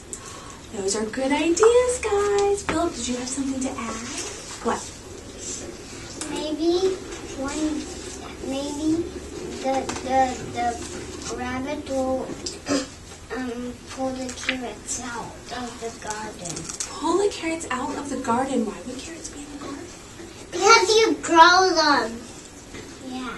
You grow them. Did you want to add to that, Philip? You grow them? Yeah. You're nodding. That means you agree, right? Again. Okay, let me start reading, and then if you have more to add, tell me, okay?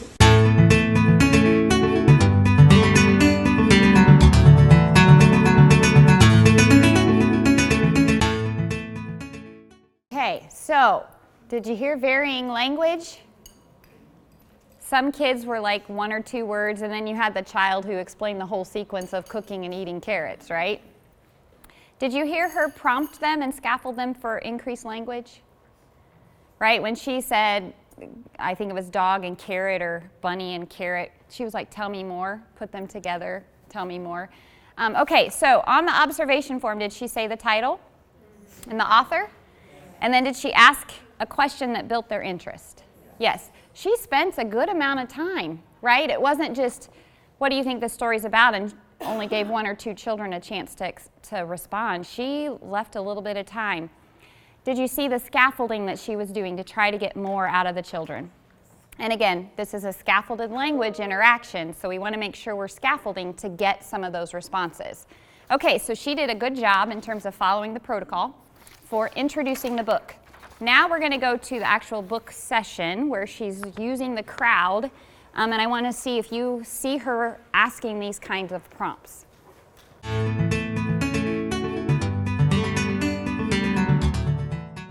It was spring, Rabbit's favorite season.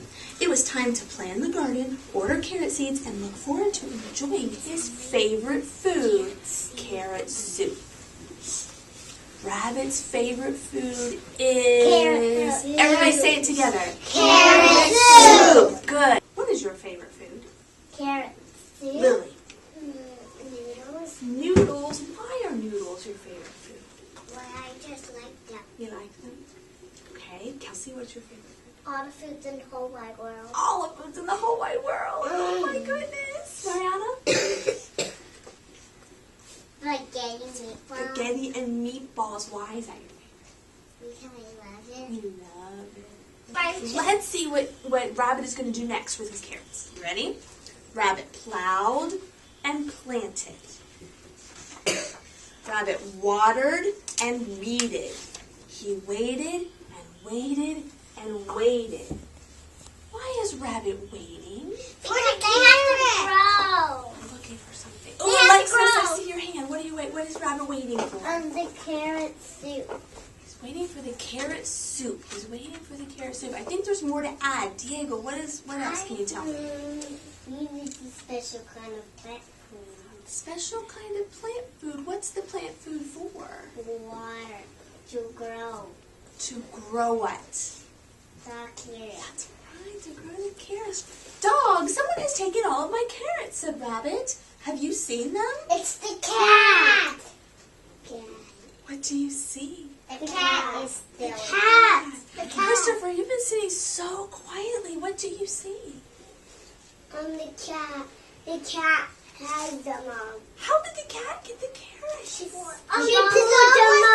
dog went away. Christopher thinks the dog pulled them, or the cat pulled them up. Lily says the dog was away. So, which food did Duck say he likes better? Fish or carrots? Carrots. Fish. Danny. Fish. Fish. Philip, what did you say? Fish. So, if Duck prefers fish to carrots, then the word prefer must mean that he likes one thing better than another thing, right? I prefer carrots to fish. I like carrots better. But Duck likes fish better. How many people like fish better than carrots? Just show me your hand. I like fish. Fish. How many people like carrots better than fish? Fish and carrots. How many people like Kelsey like both fish and carrots? I like both. You like both? I like. Everybody look at Rabbit's face. Sad. Why does he feel that way, Alexis? Because nobody was sharing the carrots with him. Oh my goodness. And that makes him feel disappointed. Have you ever felt disappointed about anything? Show me a hand if you can tell me something that made you feel disappointed.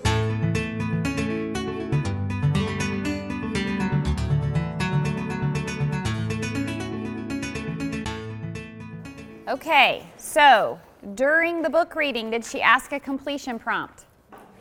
Yes, it was like one of the very first ones, right?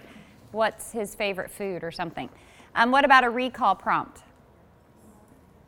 Yes. Open-ended questions? Yep. WH questions? Yep. And then did you hear the distancing at the very end? Yes. So she did a nice job of moving through crowds. She didn't go in any particular order, and she gave the children opportunities. Did she scaffold them based on their response? Right? Did she ask for tell me something more? Right? Or I feel like there's something more.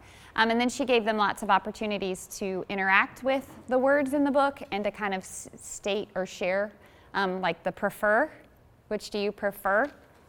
Okay, last we're going to look at closing the book. This is a very short segment. So we want to make sure that she asks a question to maintain their interest and she asks a distancing prompt.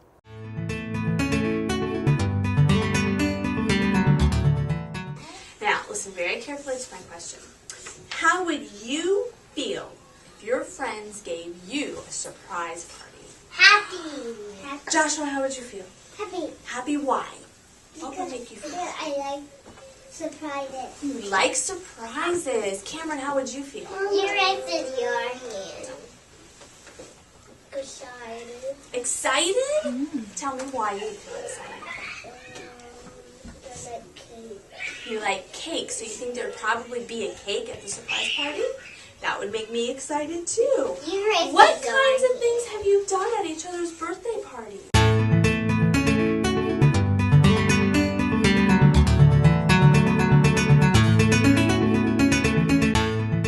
Okay, I love how when the kid says I would be excited, and then she asks for more, like why would you be excited? So you get more language out of the child. Okay, So that is kind of what it looks like. Was it very long?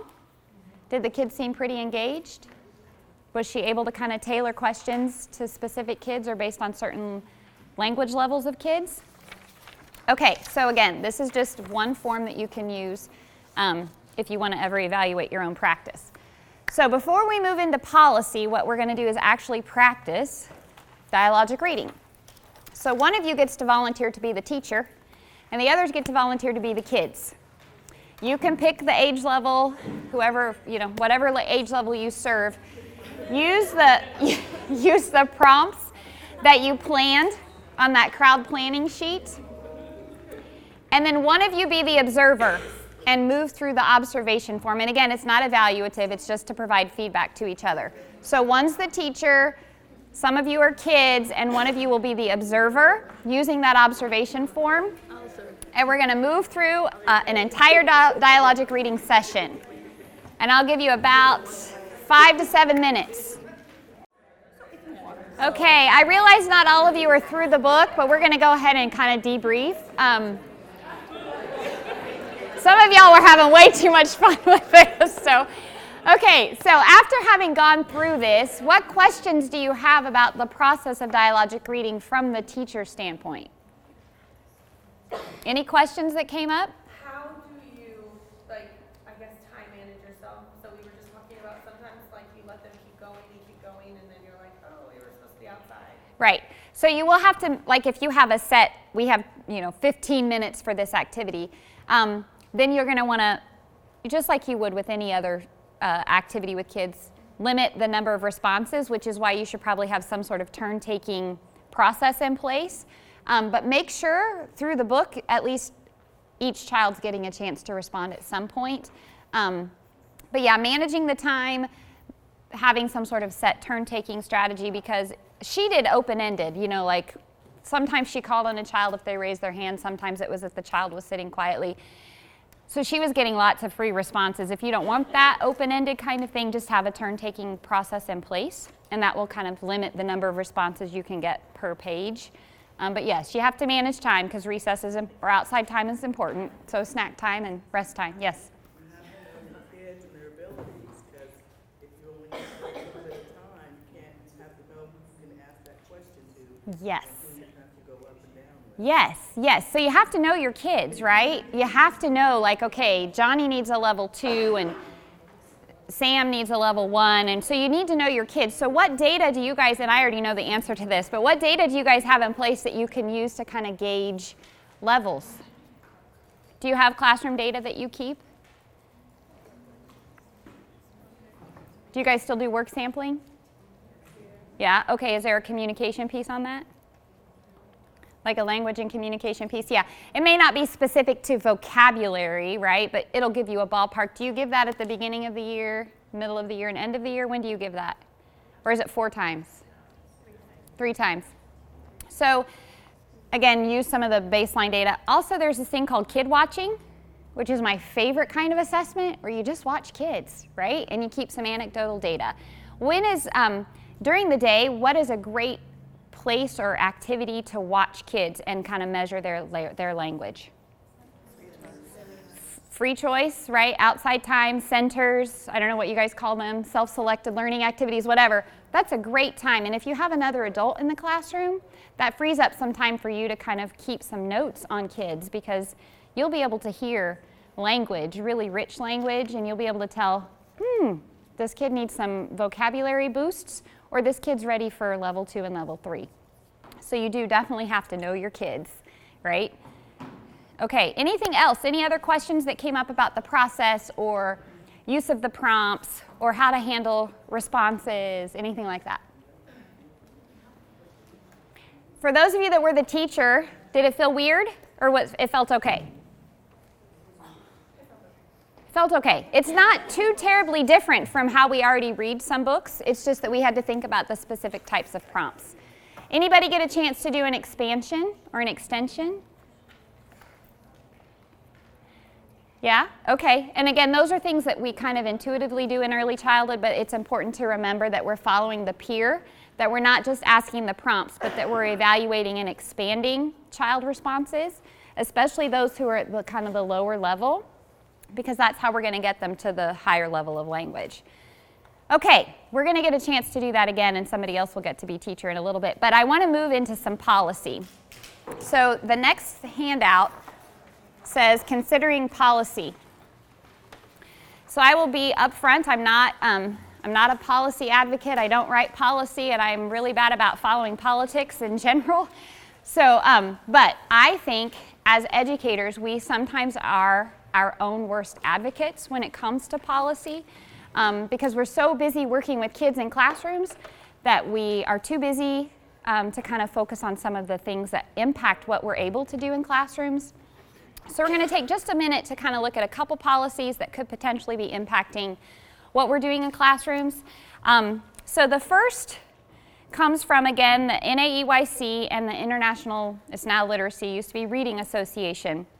And they have 7 recommended policies that they feel are essential for us to be able to do good things in classrooms.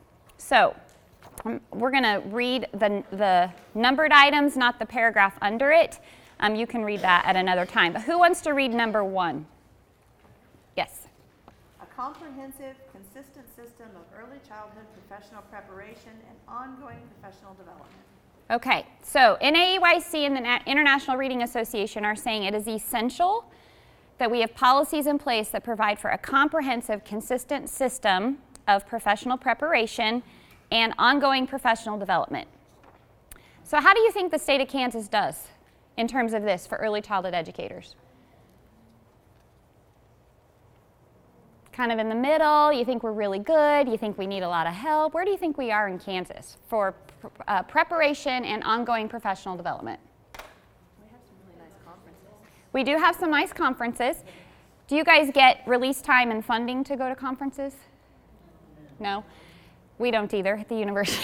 So we get one a year, but they're offered, right? So do you think this is really a state issue or more kind of like funding and employer-based specific kinds of policy? Do you think it all comes down to funding? Yeah. Probably, right? I'm sure your employer, I know TOP, would love to fund conference attendance for everybody, but it's kind of an issue. So if you can't attend a conference, what are some other professional development opportunities that you can take advantage of? Online trainings, right?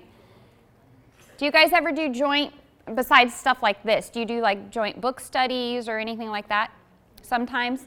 Do you get joint planning time, or do you get to plan with other colleagues or other educators ever? Sometimes that can be a form of professional development. I learn a lot from my colleagues when we get time together, which is why towards the end of the day, I give you built-in time because we don't get that a whole lot. So, okay, so number 1, they're recommending that we have consistent ongoing preparation and ongoing professional development. Who wants to read number 2? Okay. Sufficient resources to ensure adequate ratios of qualified teachers to children in small groups for individualizing instruction. Okay, so sufficient resources for adequate ratios. The nice thing about Kansas is it's mandated, right? We have to have certain ratios based on licensed child care facilities. Do you think those ratios are adequate? Wouldn't it be nice if we could have more adults in a classroom, right? That would be really nice. And I really think about my elementary colleagues. You know, you're a kindergarten teacher and you have 25 kids and no other adult in the classroom. It would be really nice if we could have some mandated ratios there. But again, it's a funding issue. But for policy, they are recommending that we have sufficient resources to ensure adequate ratios. What about small groups for individualizing instruction? Now, I've heard that you do centers, small group instruction. Does that allow you enough time to individualize instruction for kids? Some, no. And again, you have to be strategic, right? Do you guys do ability grouping or heterogeneous grouping? Ability, which does allow you a little bit, at least all the low kids, you could kind of try to individualize instruction for the lower kids. It's important to do both kinds of groups. With literacy, especially because with language, your lower kids will be exposed to language from your higher kids, which will allow for some incidental learning, which is great. Okay, number 3. What else are they recommending for policy? athletic libraries that include a wide range of high-quality children's books, computer software, and multimedia resources at various levels of difficulty and reflecting various cultural and family backgrounds. Okay, so this all kind of goes back to access to books and a variety of books. So I've heard that your curriculum has certain books that you're required to use. So disregarding those, because those are required based on your curriculum, do you have additional classroom libraries that are staffed or housed with a variety of books? Okay, another great resource is the public library. Now, if you work with 1-year-olds and 2-year-olds, you might have to be careful because they like to chew on and slobber on books. But those of you that work with older kids, the public library is a great resource to use. Wichita State also has a great children's section in our library. So if you're a student or have access to the WSU library, they have some great things as well. Additional resources, how many of you have ever written a grant, a teacher grant? Nice. Who was the funding agency? Best Buy. Okay, I know I think it's Credit Union of America does one for teachers as well. That is a great way to buy some additional materials for your classroom. If any of you are ever interested in writing a grant and need help or guidance, that's one of those weird things that I love to do. So just reach out to me. At the end of the presentation, I give you my contact information and you can reach out to me and I would be more than happy to support you in that process. But that is a nice way, if the budget at your facility is limited, to seek funding elsewhere to buy some additional materials. Okay, number 4. Who wants to read number 4? Policies that promote children's continuous learning process. Okay. Do you think there are policies in the state of Kansas for us to continually have children progress in their learning at the early childhood level? Yeah, we have Kansas Early Learning Standards. And several years ago, we moved from an early childhood license to an early childhood unified license. Does anybody know what the unified is?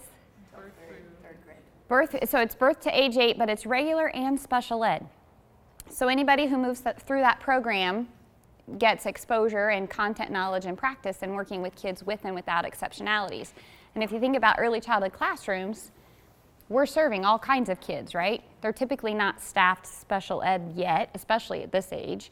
They may, but not always. And sometimes, can you tell?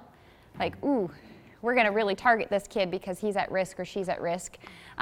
So we do in the state of Kansas have early learning standards. We also have a license that's specific to early childhood that kind of encompasses all kinds of kids at the early childhood level. Number 5, I'll go ahead and read number 5. Appropriate assessment strategies that promote children's learning and development. What do you think about that? Do we have, according to this policy, you think we're pretty good with that? How quickly do you administer the work sampling, right? Yes, so do you get assessment data right away? Or does it go to some database and then eventually you get it?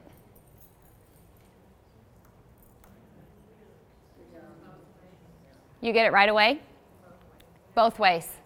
Okay. How many of you use that data to then inform your instruction? Okay. Sometimes with a mandated curriculum, do you guys have a pacing and sequence guide where you have to kind of follow this at this pace in this sequence? So how do you manage that's required? How do you marry that with the data? What if the data tell you, ooh, your kids need to go back here a couple lessons? Do you have the freedom to get to modify and change the pace a little bit based on assessment data? Review days, okay. Centers. That's a perfect place to kind of target some of those gaps in knowledge that they're getting or that they're missing. If your curriculum mandates that you kind of move at this pace, centers are a great place to kind of catch up. It's also a great place to nudge a little bit, right, if the kids are ready. Okay, number 6. Who wants to read number 6? Access to regular ongoing health care for every child. Okay, access to regular ongoing health care for every child. First of all, why do you think health care shows up in a policy, recommended policies for education? Kids sick and they don't want to learn. Right. Maslow's hierarchy, right? Basic needs. If you feel bad or you're sick, are you going to want to really learn? Are you going to be able to learn? No. So in the state of Kansas, do we have adequate ongoing health care for young children?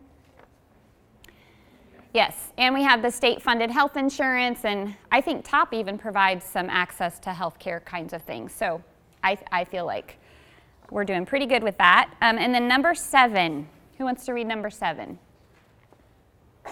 Increase public investment to ensure access to high-quality preschool and child care programs for all children who need them. Increased public investment in early childhood education for all kids who need it. How do you think we're doing with that?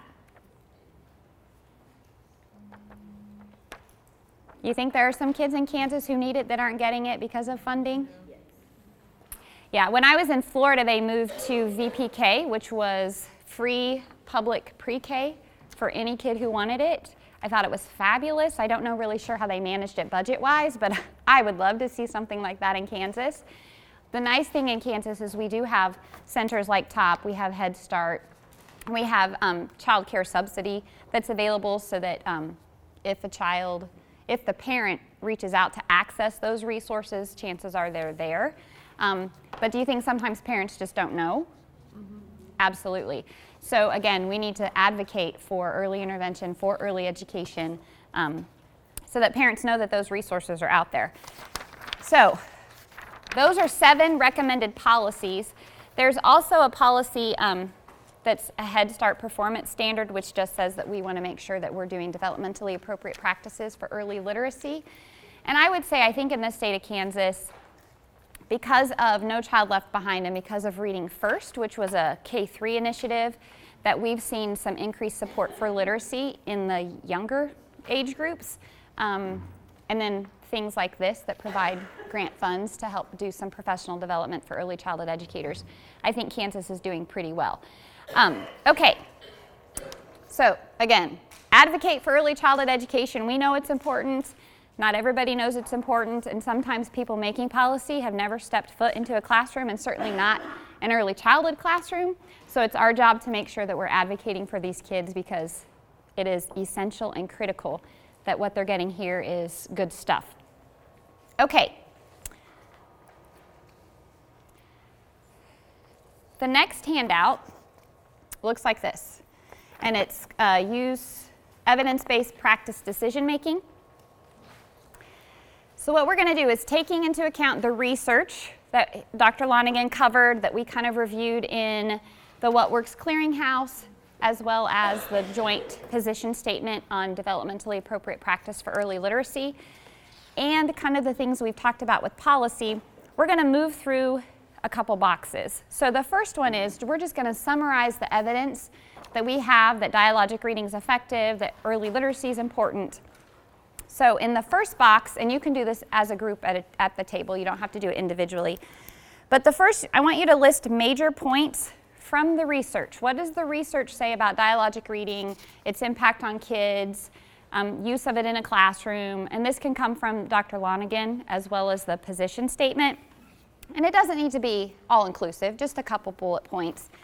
Then the next one is looking at policy. What policies do you think of those 7 are most essential for us to be able to do good things for kids in early childhood classrooms related to literacy? C is things that you think other professionals and parents need to know about dialogic reading or emergent literacy. And then number 2 is thinking of your own context, your own classroom with your own kids. What are some things that you will need to remember from all of this when you go to implement this, which will be kind of our next step in terms of implementation? And then finally, what are some things that you think dialogic reading would help in addressing the dilemma that you identified? Remember that question at the very beginning, right? So outcomes that you have for your kids, how would dialogic reading help that? And how would you fold these practices into your current practice, knowing that you have kind of this mandated curriculum and you already use centers? How could you implement dialogic reading in your current context? So I'm going to give you about 5 minutes to work through these boxes. Again, can be done in pairs, as a group, or individualized. Okay, let's reconvene. What are some big ideas from the research on dialogic reading practices? Different levels. There are 3 levels of prompts or questioning. What else? Increases vocabulary. It increases vocabulary. It is one of the most effective, and it works for all kinds of kids. What else? It's interactive. Is that what you said? Yep. It's interactive. It's scaffolded language interaction, right? Okay. What were some of the policies that you think most directly impact what we do in classrooms? Sufficient resources, and that kind of crossed a lot of the different policies, right? And a lot of that comes down to funding. Education in the state of Kansas is not well funded, and early childhood education certainly not. However, if people would look at the return on investment in early childhood, they would see that it's a really smart place to invest dollars. So we got to advocate for kids. What about parents and other professionals? What things do you think parents and other professionals would need to know or would benefit from knowing regarding dialogic reading? Choosing an appropriate book, right? I will tell you there is a lot of research on training parents in the use of dialogic reading, and parents show an ability to learn how to do this across income levels, across education levels, and it works really well for parents to be able to use this at home with kids. They just need to be trained in how to do it and in how to pick books. Sometimes you get a parent who has a very has a good intention, and they're like reading chapter books or trying to read chapter books and then wondering why the kid isn't paying any attention. Well, let's talk about appropriate book selection. In terms of context, how does the context of your classroom marry with this idea of dialogic reading? Knowing that you have this curriculum you have to use, you have centers already in place, do you think it's something you could implement in some fashion with your kids? Small groups? Yes. Do you have to do it every day? You don't have to. Can you? Yes. You don't have to. You can do it once a week. Kind of whatever works for you. Let's see. In terms of Tanisha's dilemma, do you think using this would help her address the dilemmas that she's faced in her classroom? Yes, we already know the answer to that. That's why we picked that dilemma. And then finally, in terms of your own classroom, how do you think you could marry these or fold these into things you're already doing? Are you going to probably use it during small group time? Mostly during class focus, which is where we read our main book. Okay. I think that is really easy to just throw in. Use that, yes, yeah. Can you do this in addition to what you're doing with your curriculum? Yes. Again, you'll need to review your books because it sounds like not all of them can be used for dialogic reading, but if there are some, you can use those or you can use your classroom library. Okay, we're going to observe one more video, and I will tell you this is not an exemplar model. Okay, so I want you to pay attention to some of the things in the video, and we're going to talk about what makes it not an exemplar model. We're also going to use the other form. It's called a Read Aloud Performance Feedback Tool. Again, it's just another tool for you to use. It does follow the same sections of the book reading, so introducing the book, reading the book, and closing the book. But instead of a yes-no, it lets you write strengths and areas that you could further address, so it's a bit more reflective. This is a short video. She's reading The Very Hungry Caterpillar, and we're going to talk about book selection and kind of the process that she uses. Okay, Chase, the book that I picked today is called The Very Hungry Caterpillar, and the author is Eric Carle. What does the author do? Write the words. Good, and he's also the illustrator. What does the illustrator do? Draws the pictures. What do you think my book's going to be about? He's gonna eat through everything. He's going to eat through everything. We're going to find out what happens. Okay, here we go. In the light of the moon, a little egg lay on a leaf. Can you find the egg? What do you think is going to come out of that egg? A caterpillar. Caterpillar. Let's turn the page. One Sunday morning, the warm sun came up, and pop, out of the egg came a tiny and very hungry caterpillar. You were right. He started to look for some food. On Monday, he ate through one apple, but he was still hungry. On Tuesday, he ate through A pear. how many pears? 2.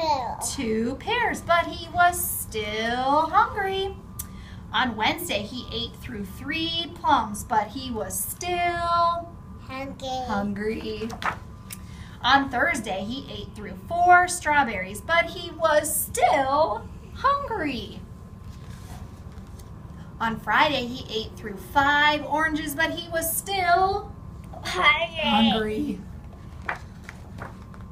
On Saturday, he ate through 1 piece of chocolate cake, 1 ice cream cone, 1 pickle, 1 slice of Swiss cheese, 1 slice of salami, 1 lollipop, 1 piece of cherry pie, 1 sausage, 1 cupcake, and 1 slice of watermelon.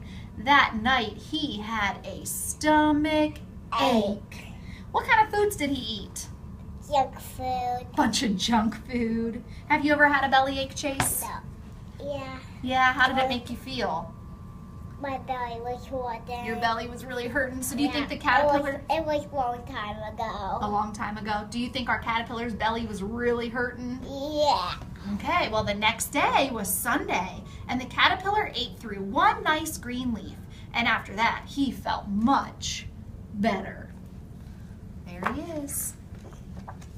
Now, he wasn't hungry anymore, and he wasn't a little caterpillar. He was a big, fat caterpillar. Why did he get big and fat? Because he ate all that stuff. He did eat all that stuff. He built a small house called a cocoon around himself. He stayed inside for more than 2 weeks. Then he nibbled a hole in the cocoon and pushed his way out. Tell me what's happening in that picture. He can't say something because he's too big. He's inside there. He's wrapped himself up. Okay, what's he going to come out like? What do you think he might turn into? I don't know. You don't know? Is it going to be a surprise? I think about He was a beautiful butterfly. You were right, Chase. Would you like to be a butterfly? Where would you fly to? a butterfly alley. Oh, you would? What was your favorite part of my story? The butterfly part. The butterfly part at the end. I like that part too. All right, thanks, Chase. Okay, first thing, who did most of the talking? She did, okay. Not a great example of dialogic reading. Did she have some components? So what did she do well? What did you notice that she did well?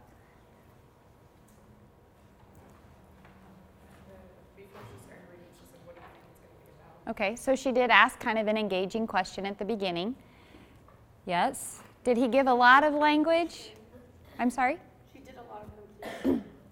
She did a lot of completion, and I will tell you this kid is on an IEP for language, so he is a lower level language kid. Did she do a lot of scaffolding, or was it just constant questioning? There's a lot of questioning, right? Not a lot of providing some scaffolding or that I+1, right, or expansion. What are some things she should work on? Slowing down. Slowing down. The pace was kind of fast. She didn't give a lot of time for the child to respond. And when he did respond, it was short little utterances. Instead of trying to scaffold and dig for greater response, she just kind of accepted the short little response and moved on. What else could she do differently or better? Ask the child what food that was on the page. She just told him what it said, but what did you see? Yes, yeah, I was thinking the same thing. All those pictures of the foods that the caterpillar ate, she could have had him label those, right? And then talked about them or something, and she just kept labeling them for him. Now, at the end, she did say, what did the caterpillar eat? But it was like junk food. Like, it wasn't specific vocabulary, and if you're working on vocabulary, would have been a great opportunity to have the kid label some of that stuff. What do you think the pros or cons were to doing this one-on-one with a child?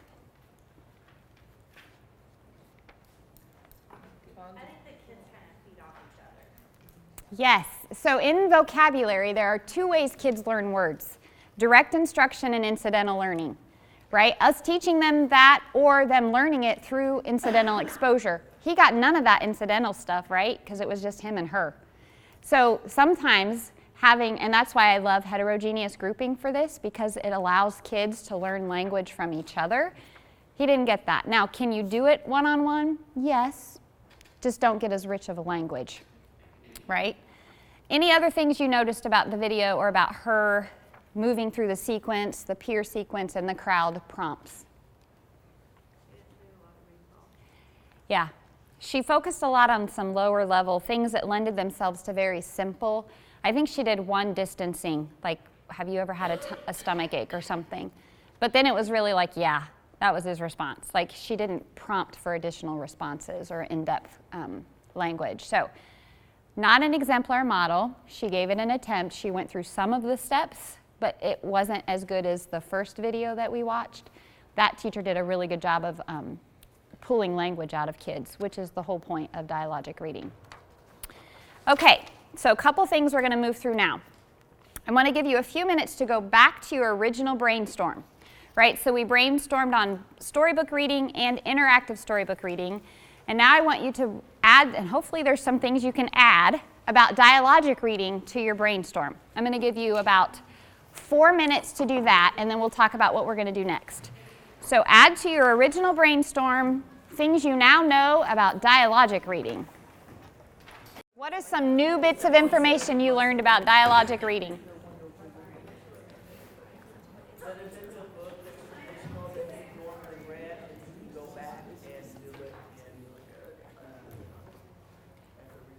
Yes, yes. So you can use books you've used for traditional storybook reading, and you can build on that experience with dialogic reading and the use of the questions, and in particular the recall prompts. What else did you learn? Or that you added to your list that you already, some things you already knew and some things you learned? Students talk more. Right, right. The students talk more in this kind of storybook reading than the teacher, which is different than the traditional storybook reading. The child becomes the storyteller. What else? Use the peer and crowd acronyms.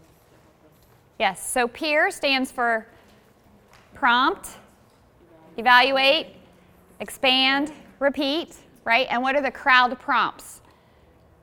Completion, recall, open-ended, WH, distancing. Good. And do they have to go in that order? No. Can you tailor the prompt based on the child? Yes, which is one of the greatest things about dialogic reading. What else did you learn about dialogic reading? Use pictures to guide the conversation, so that talks about book selection. You have to be specific in the kind of book that you use with this. It is best done in small groups, can be done in whole class. You just have to manage turn taking. What else? Anything else? Yes, 3 levels. 3 levels of the questions. Which is the lowest level? Level 1, and it focuses on labeling and some just vocabulary and concepts. Level 2 focuses on what?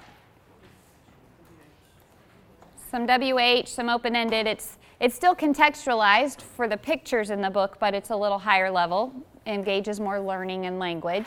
And level 3 focuses on what? Distancing. It's the higher level. Should you ask a lot of level 3 questions? Some, right, for your higher level kids, but most of the time you'll be in level 1, level 2, with some level 3. Okay, last thing we're going to do, there's my contact information. Reach out to me if you ever want to write a grant or if you want some additional resources. I'd be happy to help. Because we never get time to co-plan or spend time with colleagues, I built in time today for that. Before you leave, there are additional books from our partners back in the back. You get another book. You get one. And if you have bilingual kids in your classroom, there are some bilingual books back there. If you don't, save those for your colleagues who have the bilingual kids. What I would like for you to do, and this is, I will tell you, centers have done it different ways. Some people go ahead and leave and eat lunch and just take a break. Some people actually stay in here and work. It's up to you. But I'm giving you this time to plan how you want to implement the use of dialogic reading in your classroom and to plan that with some colleagues. Some teachers decide, I'm really overwhelmed and I'm in survival mode, so all I'm going to do is worry about reviewing some books. so I can decide if these books are good books for dialogic reading that are in my classroom. Some are like, ooh, I'm ready to go. Next week I'm going to use this book and I'm going to implement dialogic reading and I'm going to use these kinds of prompts with these kinds of kids, and it's kind of wherever you're at. My hope is that this is not a professional development that you just put on the shelf and never implement. It's something that's pretty easy to do. You have some tools now that you can go and do something, but if you need to start in baby steps, that's fine too. So I'm going to give you this time to use how you want. The plan is to work on some implementation, but it's up to you how you want to use it. I do want to say thank you for your interactiveness and your attention to the topic. And again, if you want additional stuff, just reach out to me. And I've enjoyed my morning with you guys. Thank you. Thank you.